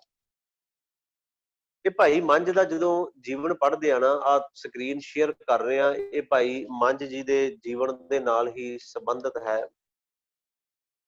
ਜਦੋਂ ਭਾਈ ਮੰਝ ਜੀ ਦਾ ਜੀਵਨ ਪੜ੍ਹਦੇ ਆ ਨਾ, ਤੇ ਭਾਈ ਮੰਝ ਜੀ, ਇਹਨਾਂ ਦਾ ਜਿਹੜਾ ਅਸਲ ਨਾਮ ਸੀ ਉਹ ਤੀਰਥਾ ਹੈ। ਜਿਹੜਾ ਇਹਨਾਂ ਦਾ ਅਸਲ ਨਾਮ ਤੀਰਥਾ ਲਿਖਿਆ ਗਿਆ। ਤੇ ਭਾਈ ਮੰਝ ਪਿੰਡ ਹੈ ਕਾਂਗਮਾਈ, ਤੁਸੀਂ ਸੁਣਿਆ ਹੋਵੇਗਾ, ਜਿਹੜਾ ਹੁਸ਼ਿਆਰਪੁਰ ਦੇ ਵਿੱਚ ਪਿੰਡ ਹੈ। ਇਹ ਇਹਨਾਂ ਦਾ ਜੱਦੀ ਪਿੰਡ ਸੀ ਹੁਸ਼ਿਆਰਪੁਰ ਜ਼ਿਲ੍ਹੇ ਵਿੱਚ, ਕਾਂਗਮਾਈ। ਅਸਲ ਵਿੱਚ ਨਾ ਇਹ ਸਖੀ ਸਰਵਰੀਏ ਦੇ ਚੇਲੇ ਸਨ, ਪੁਜਾਰੀ ਸਨ, ਉਹਨੂੰ ਮੰਨਦੇ ਸਨ। ਮੈਂ ਥੋੜਾ ਜਿਹਾ ਸਖੀ ਸਰਵਰੀਆਂ ਦੇ ਬਾਰੇ ਵੀ ਤੁਹਾਨੂੰ ਦੱਸਦਾ ਜਾਵਾਂ, ਕਿਉਂਕਿ ਤਾਂ ਹੀ ਗੱਲ ਦੀ ਸਮਝ ਆਏਗੀ। ਅਸਲ ਵਿੱਚ ਜਿਹਨੇ ਇਹ ਮੱਤ ਚਲਾਇਆ ਸੀ ਨਾ, ਇਹਨਾਂ ਨੂੰ ਖੈਰ ਸੁਲਤਾਨੀਆਂ ਵੀ ਕਹਿੰਦੇ ਸਨ। ਜਿਹਨੇ ਇਹ ਮੱਤ ਚਲਾਇਆ ਸੀ ਉਹਦਾ ਨਾਂ ਸੀ ਸੁਲਤਾਨ ਸੈਯਦ ਅਹਿਮਦ। ਇਹਦਾ ਜਨਮ 1253 ਵਿੱਚ ਹੋਇਆ ਹੈ। ਬਗਦਾਦ ਦਾ ਇਹ ਰਹਿਣ ਵਾਲਾ ਸੀ। ਤੇ ਇਹਦੇ ਪਿਤਾ ਜਿਹੜੇ ਸਨ, ਇਹਦੇ ਪਿਤਾ ਜਿਹੜੇ ਉਹ ਬਗਦਾਦ ਦੇ ਪਿੱਛੋਂ ਰਹਿਣ ਵਾਲੇ ਸਨ। ਇਹਦਾ ਪਰਿਵਾਰ ਬਗਦਾਦ ਦਾ ਰਹਿਣ ਵਾਲਾ ਸੀ। ਇਹਦੇ ਪਰਿਵਾਰ ਨੇ ਨਾ 1230 ਦੇ ਨੇੜੇ ਤੇੜੇ ਆਪਣਾ ਟਿਕਾਣਾ ਜਿਹੜਾ ਉਹ ਸਿਆਲਕੋਟ ਕਰ ਲਿਆ, ਜਿਹੜਾ ਹੁਣ ਪਾਕਿਸਤਾਨ ਦੇ ਵਿੱਚ ਹੈ। ਇਹਨਾਂ ਦੇ ਘਰ ਜਨਮ ਹੋਇਆ ਸੁਲਤਾਨ ਸੈਯਦ ਅਹਿਮਦ ਦਾ। ਇੱਥੇ ਪੀਰਖਾਨਾ ਇਹਨਾਂ ਨੇ ਫਿਰ ਬਣਾ ਲਿਆ। ਤੇ 1291 ਦੇ ਵਿੱਚ, 1253 ਨੂੰ ਇਹਦਾ ਜਨਮ ਹੋਇਆ ਤੇ 1291 ਨੂੰ ਇਹਦੀ ਮੌਤ ਹੋਈ।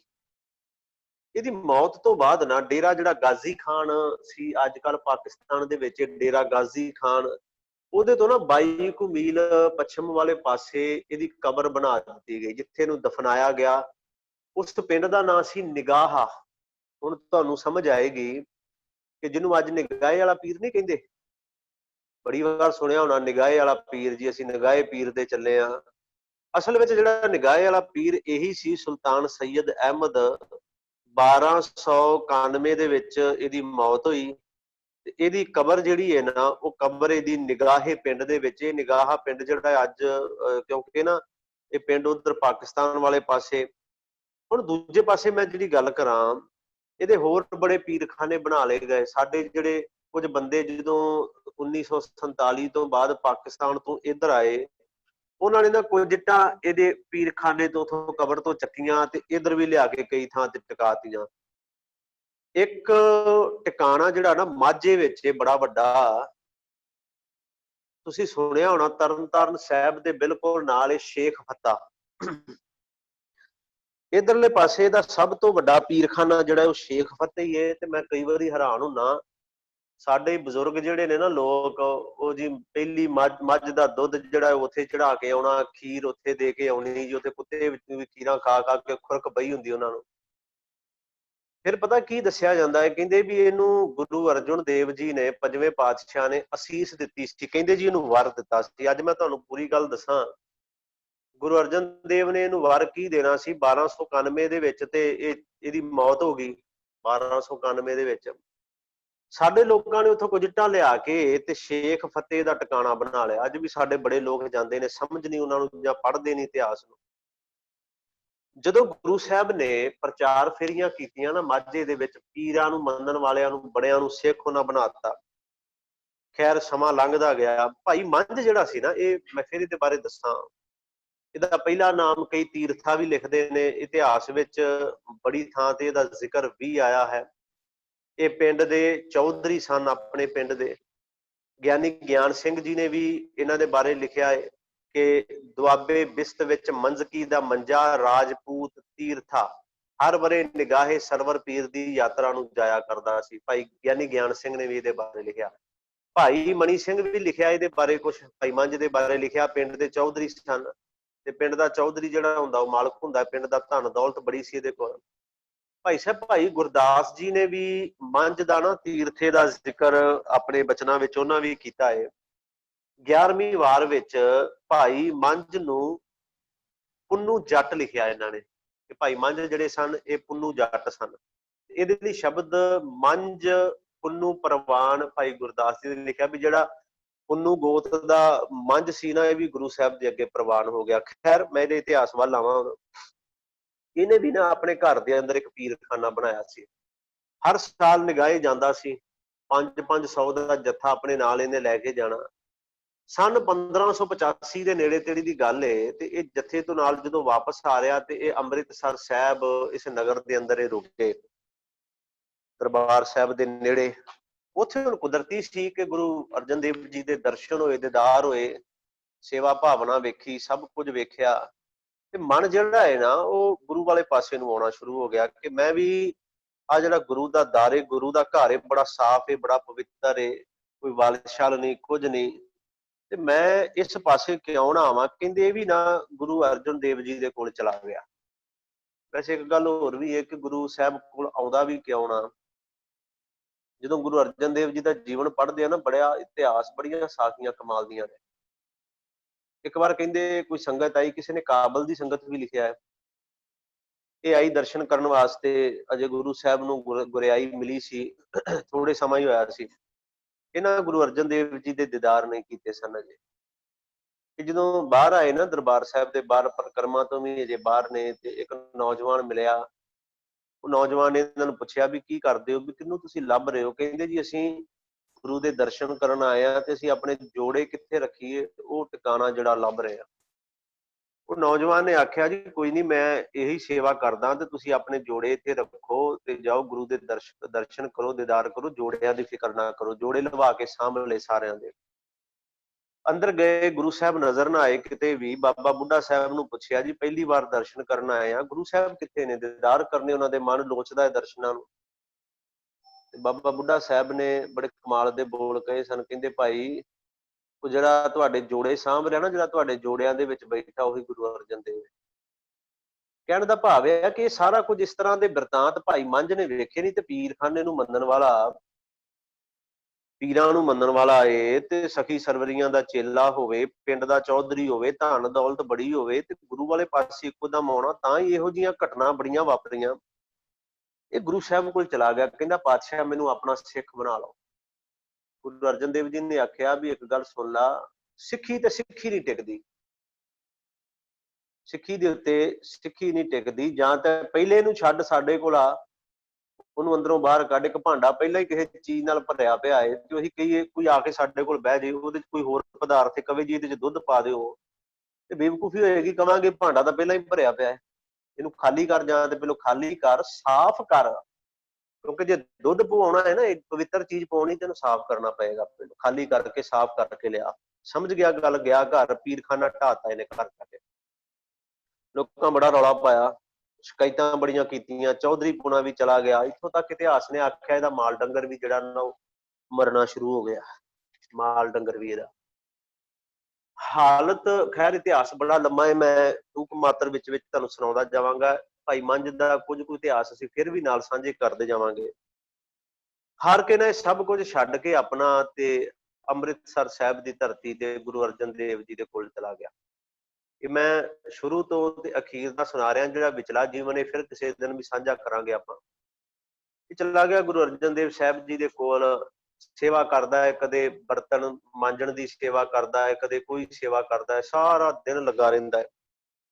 ਦੇਖੋ ਗੁਰੂ ਅਰਜਨ ਸਾਹਿਬ ਨੇ ਵੀ ਕਮਾਲ ਕਰਤੀ। ਇੱਕ ਦਿਨ ਨਾ ਇਹ ਮਿਲਿਆ ਸਤਿਗੁਰਾਂ ਨੂੰ, ਕਹਿੰਦੇ ਹਾਂ ਮੰਝ ਕੀ ਸੇਵਾ ਕਰਦਾ ਹੈ? ਕਹਿੰਦਾ ਸੱਚੇ ਪਾਤਸ਼ਾਹ ਲੱਕੜਾਂ ਲੈ ਕੇ ਆਉਣਾ ਮੈਂ ਬਾਲਣ ਵਾਸਤੇ। ਤੇ ਗੁਰੂ ਅਰਜਨ ਦੇਵ ਜੀ ਨੇ ਆਖਿਆ ਚੰਗੀ ਸੇਵਾ ਹੈ, ਤੇ ਪ੍ਰਸ਼ਾਦਾ ਕਿੱਥੋਂ ਛਕਣਾ ਹੈ? ਕਹਿੰਦਾ ਜੀ ਲੰਗਰ ਚੋਂ, ਗੁਰੂ ਕੇ ਲੰਗਰਾਂ ਚੋਂ। ਗੁਰੂ ਸਾਹਿਬ ਨੇ ਆਖਿਆ ਮੰਝ ਫਿਰ ਗੱਲ ਤਾਂ ਨਾ ਬਣੀ, ਜਿਹੜੀ ਸੇਵਾ ਤੂੰ ਕੀਤੀ ਉਹਦਾ ਮੁੱਲ ਤੇ ਤੂੰ ਲੈ ਲਿਆ, ਤੂੰ ਲੱਕੜਾਂ ਲੈ ਕੇ ਆਉਣਾ, ਬਾਲਣ ਲਿਆਉਣਾ, ਜਿਹੜੀ ਸੇਵਾ ਕਰਦਾ ਉਹਦਾ ਮੁੱਲ ਤੇ ਤੂੰ ਲੈ ਲਿਆ। ਸਮਝ ਗਿਆ ਗੱਲ। ਅਗਲੇ ਦਿਨ ਤੋਂ 2 ਪੰਡਾਂ ਲਿਆਉਣੀਆਂ ਸ਼ੁਰੂ ਕਰਤੀਆਂ, ਇੱਕ ਪੰਡ ਗੁਰੂ ਕੇ ਲੰਗਰਾਂ ਵਾਸਤੇ ਤੇ ਇੱਕ ਪੰਡ ਬਾਜ਼ਾਰ ਵਿੱਚ ਵੇਚ ਕੇ ਜੋ ਵੀ ਮਿਲਦਾ ਹੈ ਨਾ, ਜਾਂ ਇਹ ਕਵਾਂ ਮਿਲਦਾ ਨਹੀਂ, ਜਿੰਨੇ ਕੁ ਨਾਲ ਗੁਜ਼ਾਰਾ ਹੋਣਾ ਹੈ ਦਿਨ ਦਾ ਉਹਨੇ ਕੁ ਵਿੱਚ ਦੇ ਕੇ ਤੇ ਆਪਣਾ ਗੁਜ਼ਾਰਾ ਕਰਦਾ ਹੈ। ਲਗਾਤਾਰ ਸੇਵਾ ਕਰਦਾ ਜਾ ਰਿਹਾ ਇਸੇ ਤਰ੍ਹਾਂ। ਇੱਕ ਦਿਨ ਗਿਆ ਲੱਕੜਾਂ ਲੈਣ ਵਾਸਤੇ, ਬੜਾ ਹਨੇਰੀ ਤੂਫਾਨ ਆਇਆ ਤੇ ਭਾਈ ਮੰਝ ਨਾ ਲੱਕੜਾਂ ਦੀ ਪੰਡ ਸਿਰ ਤੇ ਰੱਖੀ ਤੇ ਨਜ਼ਰ ਨਹੀਂ ਸੀ ਕੁਝ ਆ ਰਿਹਾ, ਤੇ ਖੂਹ ਵਿੱਚ ਡਿੱਗ ਪਿਆ। ਖੂਹ ਵਿੱਚ ਡਿੱਗਿਆ ਤੇ ਪੰਡ ਜਿਹੜੀ ਨਾ ਸਿਰ ਦੇ ਉੱਤੇ ਰੱਖ ਲਈ, ਵੀ ਜੇ ਲੱਕੜਾਂ ਗਿੱਲੀਆਂ ਹੋ ਗਈਆਂ, ਪਾਣੀ 'ਚ ਡਿੱਗ ਪਈਆਂ, ਤੇ ਫਿਰ ਲੰਗਰ ਪੱਕਣਾ ਔਖਾ ਹੋ ਜਾਏਗਾ, ਮੇਰੀ ਅੱਜ ਦੀ ਸੇਵਾ ਪ੍ਰਮਾਣ ਕਿਵੇਂ ਹੋ ਜਾਏਗੀ? ਤੇ ਉੱਥੇ ਵਿੱਚ ਖੂਹ ਦੇ ਵਿੱਚ ਡਿੱਗਾ ਨਾ, ਉੱਚੀ ਆਵਾਜ਼ ਵਿੱਚ ਜਪਜੀ ਸਾਹਿਬ ਦਾ ਪਾਠ ਕਰਦਾ। ਇੱਧਰ ਕੁਝ ਸਮਾਂ ਨਿਕਲਿਆ, ਸਿੱਖਾਂ ਨੇ ਆ ਕੇ ਆਖਿਆ ਸੱਚੇ ਪਾਤਸ਼ਾਹ ਅੱਜ ਮੰਝ ਆਇਆ ਨਹੀਂ, ਤੇ ਸਮੇਂ ਨਾਲ ਆ ਜਾਂਦਾ, ਕਦੇ ਲੇਟ ਨਹੀਂ ਹੁੰਦਾ। ਗੁਰੂ ਸਾਹਿਬ ਨੇ ਕੋਈ ਸਿੱਖਾਂ ਨੂੰ ਭੇਜਿਆ, ਜਾਓ ਪਤਾ ਕਰੋ। ਕੁਝ ਦੇਰ ਬਾਅਦ ਇੱਕ ਸਿੱਖ ਆ ਕੇ ਦੱਸਿਆ ਪਾਤਸ਼ਾਹ ਮੰਝ ਖੂਹ ਵਿੱਚ ਡਿੱਗਾ ਪਿਆ ਹੈ। ਸਾਡੇ ਇਤਿਹਾਸਕਾਰਾਂ ਨੇ ਆਖਿਆ ਕਿ ਗੁਰੂ ਅਰਜਨ ਦੇਵ ਮੇਰੇ 5ਵੇਂ ਪਾਤਸ਼ਾਹ ਨਾ ਨੰਗੇ ਪੈਰੀ ਦਰਬਾਰ ਸਾਹਿਬ ਵਾਲੇ ਸਥਾਨ ਤੋਂ ਦੌੜ ਕੇ ਗਏ, ਜਿੱਥੇ ਭਾਈ ਮੰਝ ਖੂਹ ਵਿੱਚ ਡਿੱਗਾ ਸੀ। ਦੌੜ ਕੇ ਗਏ ਉਸ ਪਾਸੇ, ਵੇਖਿਆ ਭਾਈ ਮੰਝ ਖੂਹ ਵਿੱਚ ਡਿੱਗਾ ਹੈ, ਰੱਸਾ ਥੱਲੇ ਸੱਟਿਆ, ਕਹਿੰਦੇ ਮੰਝ ਆ ਜਾ ਬਾਹਰ। ਕਹਿੰਦਾ ਨਹੀਂ, ਪਹਿਲਾਂ ਲੱਕੜਾਂ ਬਾਹਰ ਕੱਢੋ, ਇਹ ਨਾ ਗਿੱਲੀਆਂ ਹੋ ਜਾਣ, ਜੇ ਮੈਂ ਆ ਗਿਆ ਤੇ ਲੱਕੜਾਂ ਗਿੱਲੀਆਂ ਹੋ ਜਾਣੀਆਂ, ਪਹਿਲਾਂ ਲੱਕੜਾਂ ਦੀ ਪੰਡ ਬਾਹਰ ਕੱਢੋ। ਆ ਵੇਖੋ ਤੁਸੀਂ ਫੋਟੋ ਵੇਖ ਰਹੇ ਹੋਣੇ ਹੋ, ਭਾਈ ਮੰਝ ਜੀ ਖੂਹ ਵਿੱਚ ਖੜੇ ਨੇ ਤੇ ਪਹਿਲਾਂ ਪੰਡ ਲੱਕੜਾਂ ਦੀ ਬੰਨ ਕੇ ਤਾਂ ਉਹਨੂੰ ਕੀਤੀ ਜਾ ਰਹੀ ਹੈ। ਪਹਿਲਾਂ ਲੱਕੜਾਂ ਬਾਹਰ ਕੱਢੀਆਂ, ਫਿਰ ਭਾਈ ਮੰਝ ਬਾਹਰ ਨਿਕਲੇ। ਜਦੋਂ ਬਾਹਰ ਨਿਕਲੇ ਤੇ ਵੇਖਿਆ ਗੁਰੂ ਅਰਜਨ ਸਾਹਿਬ ਸੱਚੇ ਪਾਤਸ਼ਾਹ ਖੜੇ ਨੇ, ਡਿੱਗ ਪਿਆ ਚਰਨਾਂ ਤੇ। ਉਹਨਾਂ ਨੇ ਮੋਢਿਆਂ ਤੋਂ ਫੜ ਕੇ ਤੇ ਸੀਨੇ ਨਾਲ ਲਾ ਲਿਆ ਗੁਰੂ ਅਰਜਨ ਦੇਵ ਜੀ ਨੇ। ਸੀਨੇ ਨਾਲ ਲਾ ਕੇ ਬੋਲ ਕਹੇ ਸਨ, ਆਖਿਆ ਸੀ ਮੰਝ ਮੰਗ ਕੀ ਮੰਗਦਾ, ਅੱਜ ਜੋ ਮੰਗੇਗਾ ਨਾ ਉਹ ਤੈਨੂੰ ਮਿਲੇਗਾ। ਵੇਖੋ ਆ ਤੁਸੀਂ ਫੋਟੋ ਇੱਕ ਹੋਰ ਪਿਕਚਰ ਸ਼ੇਅਰ ਕੀਤੀ ਹੈ ਨਾਲ, ਦੇਖੋ ਸਕਰੀਨ ਤੇ, ਭਾਈ ਮੰਝ ਨੂੰ ਮੇਰੇ ਪਾਤਸ਼ਾਹ ਨੇ ਸੀਨੇ ਨਾਲ ਲਾਇਆ ਹੋਇਆ। ਕਹਿੰਦੇ ਮੰਗ ਕੀ ਮੰਗਦਾ ਹੈ? ਬੜੀ ਵਾਰ ਪਾਤਸ਼ਾਹ ਨੇ ਕਿਹਾ, ਕਹਿੰਦਾ ਪਾਤਸ਼ਾਹ ਨਹੀਂ ਕੁਝ ਨਹੀਂ ਮੰਗਣਾ, ਤੁਸੀਂ ਮਤਲਬ ਰਹਿਮਤਾਂ ਹੀ ਇੰਨੀਆਂ ਕਰਦੇ ਹੋ ਵੀ ਹੁਣ ਮੰਗਣ ਦੀ ਲੋੜ ਹੀ ਨਹੀਂ ਹੈ। ਜਦੋਂ ਵਾਰ-ਵਾਰ ਗੁਰੂ ਸਾਹਿਬ ਨੇ ਆਖਿਆ ਤੇ ਇਹਨੇ ਬੋਲ ਕਹੇ ਸਨ, ਪਾਤਸ਼ਾਹ ਕਿਸੇ ਸਿੱਖ ਦੀ ਇੰਨੀ ਕਰੜੀ ਪ੍ਰੀਖਿਆ ਨਾ ਲਿਆ ਕਰੋ। ਪ੍ਰੀਖਿਆ ਸਿਰਫ ਇੱਥੋਂ ਤੱਕ ਨਹੀਂ ਸੀ, ਹੋਰ ਵੀ ਬੜਾ ਕੁਝ ਹੋਇਆ। ਮੈਂ ਤਾਂ ਕਿਹਾ ਵੀ ਉਹ ਬਾਅਦ ਵਿੱਚ ਇਤਿਹਾਸ ਇਹਨਾਂ ਦਾ ਭਾਈ ਮੰਝ ਜੀ ਦਾ ਸਾਂਝਾ ਕਰਾਂਗੇ ਨਾਲ ਆਪ ਜੀ ਦੇ। ਉਦੋਂ ਸੀਨੇ ਨਾਲ ਲਾ ਕੇ ਜਦੋਂ ਇਹਨੇ ਕਿਹਾ ਨਾ ਕਿਸੇ ਸਿੱਖ ਦੀ ਇੰਨੀ ਕਰੜੀ ਪ੍ਰੀਖਿਆ ਨਾ ਲਿਆ ਕਰੋ, ਤੇ ਗੁਰੂ ਸਾਹਿਬ ਨੇ ਅਸੀਸ ਬਖਸ਼ੀ ਸੀ, ਇਹਨੂੰ ਆਖਿਆ ਸੀ ਮੰਝ ਅੱਜ ਤੂੰ ਕਮਾਲ ਕਰ ਦਿੱਤੀ। ਬੋਲ ਕਹੇ ਸਨ ਪਾਤਸ਼ਾਹ ਨੇ ਕਿ ਮੰਝ ਪਿਆਰਾ ਗੁਰੂ ਨੂੰ ਗੁਰ ਮੰਝ ਪਿਆਰਾ, ਮੰਝ ਗੁਰੂ ਕਾ ਬੋਹ ਥਾ, जग लंघनहारा। कि मंझ जिहड़ा है ना ये गुरु दा बोहित है। बोहित कहंदे ने जहाज नूं। मंझ जिहड़ा है गुरु दा बोहित है। भाव मंझ वर्गी जिहड़ी सेवा करेगा, सिदक रखेगा, गुरु दे उपदेशां नूं कमाएगा, ओहदी हौमे खत्म हो जाएगी तो इस भवसागर तो, संसार समुंदर तो सदा लई पार हो जाएगा। असल ਵਿੱਚ ਹਉਮੈ ਹੀ ਪਾਰ ਨਹੀਂ ਨਾ ਲੰਘਣ ਦਿੰਦੀ। ਤਾਂ ਹੀ ਗੁਰੂ ਸਾਹਿਬ ਨੇ ਆਖਿਆ ਮੰਝ ਪਿਆਰਾ ਗੁਰੂ ਨੂੰ ਗੁਰਮੰਝ ਪਿਆਰਾ ਮੰਝ ਗੁਰੂ ਕਾ ਬੋਹਿਥਾ ਜਗ ਲੰਘਣਹਾਰਾ। ਬੜੀਆਂ ਅਸੀਸਾਂ ਗੁਰੂ ਸਾਹਿਬ ਜੀ ਨੇ ਬਖਸ਼ੀਆਂ, ਬੜੀਆਂ ਰਹਿਮਤਾਂ ਕੀਤੀਆਂ ਤੇ ਮੰਝ ਬੜਾ ਕੁਝ ਲੈ ਕੇ ਗੁਰੂ ਸਾਹਿਬ ਤੋਂ, ਬੜੀਆਂ ਰਹਿਮਤਾਂ। ਗੁਰੂ ਸਾਹਿਬ ਨੇ ਇਹਨੂੰ ਮਾਝੇ ਦਾ ਪ੍ਰਚਾਰਕ ਫਿਰ ਥਾਪਿਆ ਸੀ ਭਾਈ ਮੰਝ ਨੂੰ ਪ੍ਰਚਾਰ ਦੇ ਵਾਸਤੇ। ਤੋ ਇਹ ਸੀ ਮਨ ਦੇ ਅੰਦਰ ਕਿ ਥੋੜਾ ਜਿਹਾ ਇਤਿਹਾਸ ਤੁਹਾਡੇ ਨਾਲ ਜ਼ਰੂਰ ਸਾਂਝਾ ਕੀਤਾ ਜਾਏ। ਉਹ ਇਤਿਹਾਸ ਆਪ ਜੀ ਨਾਲ ਸਾਂਝਾ ਕੀਤਾ ਹੈ ਪਹਿਲਾਂ, ਕਿਉਂਕਿ ਮੰਝ ਨੇ ਗੁਰੂ ਦੇ ਬਚਨਾਂ ਨੂੰ ਸੁਣਿਆ ਵੀ, ਮੰਝ ਨੇ ਗੁਰੂ ਦੇ ਬਚਨਾਂ ਨੂੰ ਆਪਣੇ ਜੀਵਨ ਦੇ ਅੰਦਰ ਮੰਨਿਆ ਵੀ, ਸੁਣਿਆ ਵੀ ਹੈ ਤੇ ਮੰਨਿਆ ਵੀ ਹੈ ਤੇ ਜੀਵਨ ਵਿੱਚ ਕਮਾਇਆ ਵੀ ਹੈ। ਤੇ ਗੁਰੂ ਦੀਆਂ ਰਹਿਮਤਾਂ, ਗੁਰੂ ਦੀਆਂ ਬਖਸ਼ਿਸ਼ਾਂ ਇਹਨੇ ਹਾਸਿਲ ਕੀਤੀਆਂ। ਸੋ ਇੰਨੀਆਂ ਕੁ ਬੇਨਤੀਆਂ ਅੱਜ ਆਪ ਜੀ ਨੇ ਪ੍ਰਵਾਨ ਕਰ ਲੈਣੀਆਂ। ਜੇ ਕੋਈ ਭਾਈ ਮੰਝ ਜੀ ਦੇ ਜੀਵਨ ਦੇ ਨਾਲ ਰਿਲੇਟਡ ਕੋਈ ਆਪ ਜੀ ਦਾ ਕੁਐਸਚਨ ਹੈ, ਕੋਈ ਸਵਾਲ ਹੈ, ਤੇ ਆਪ ਜੀ ਆਪਣਾ ਮਾਈਕ ਜਿਹੜਾ ਔਨ ਕਰਕੇ ਤੇ ਸਵਾਲ ਪੁੱਛ ਸਕਦੇ ਹੋ ਜੀ। ਕਿਸੇ ਦਾ ਵੀ ਕੋਈ ਸਵਾਲ ਹੋਵੇ ਭਾਈ ਮੰਝ ਜੀ ਦੇ ਨਾਲ ਰਿਲੇਟਡ ਹੋਵੇ।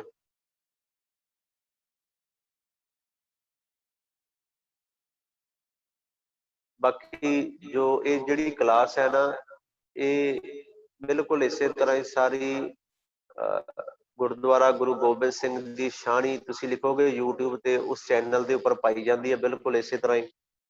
ਜੇ ਕਿਸੇ ਚੀਜ਼ ਦੀ ਸਮਝ ਨਾ ਲੱਗੇ ਤਾਂ ਤੁਸੀਂ ਦੁਬਾਰਾ ਵੀ ਸੁਣ ਸਕਦੇ ਹੋ, ਜਾਂ ਕਿਸੇ ਹੋਰ ਨੂੰ ਇਹ ਕਲਾਸ ਭੇਜਣੀ ਹੋਵੇ ਤੇ ਉਸੇ ਤਰ੍ਹਾਂ ਤੁਸੀਂ ਉੱਥੋਂ ਸ਼ੇਅਰ ਕਰਕੇ ਉਹਨੂੰ ਫਾਰਵਰਡ ਵੀ ਕਰ ਸਕਦੇ ਹੋ ਅੱਗੇ, ਕਿਸੇ ਹੋਰ ਨੂੰ ਵੀ ਕਲਾਸ ਭੇਜਣੀ ਹੋਵੇ ਤੇ। ਸਵੇਨੀਆਂ ਕੁ ਬੇਨਤੀਆਂ ਆਪ ਜੀ ਨੇ ਪ੍ਰਵਾਨ ਕਰ ਲੈਣੀਆਂ। ਕੱਲ ਸਵੇਰ ਦੀ ਕਲਾਸ ਜੋ ਰਹਿਤ ਮਰਿਆਦਾ ਦੀ ਚੱਲ ਰਹੀ ਆ ਉਹ 11:30 ਵਜੇ, ਤੇ ਕੱਲ ਸ਼ਾਮੀ ਫਿਰ 6:30 ਵਜੇ ਗੁਰਬਾਣੀ ਸੰਥਿਆ ਦੇ ਨਾਲ ਇਤਿਹਾਸ ਦੀ ਕਲਾਸ ਵਿੱਚ ਦਾਸ ਹਾਜ਼ਰ ਹੋਣਗੇ। ਸੋ ਅੱਜ ਇੰਨੀਆਂ ਕੁ ਬੇਨਤੀਆਂ ਪ੍ਰਵਾਨ, ਬੇਅੰਤ ਭੁੱਲਾਂ ਹੋਈਆਂ ਖਿਮਾ ਬਖਸ਼ਣ ਵਾਲੇ ਸਤਿਗੁਰੂ ਕਿਰਪਾ ਕਰੋ ਜੀ। ਵਾਹਿਗੁਰੂ ਜੀ ਕਾ ਖਾਲਸਾ, ਵਾਹਿਗੁਰੂ ਜੀ ਕੀ ਫਤਿਹ।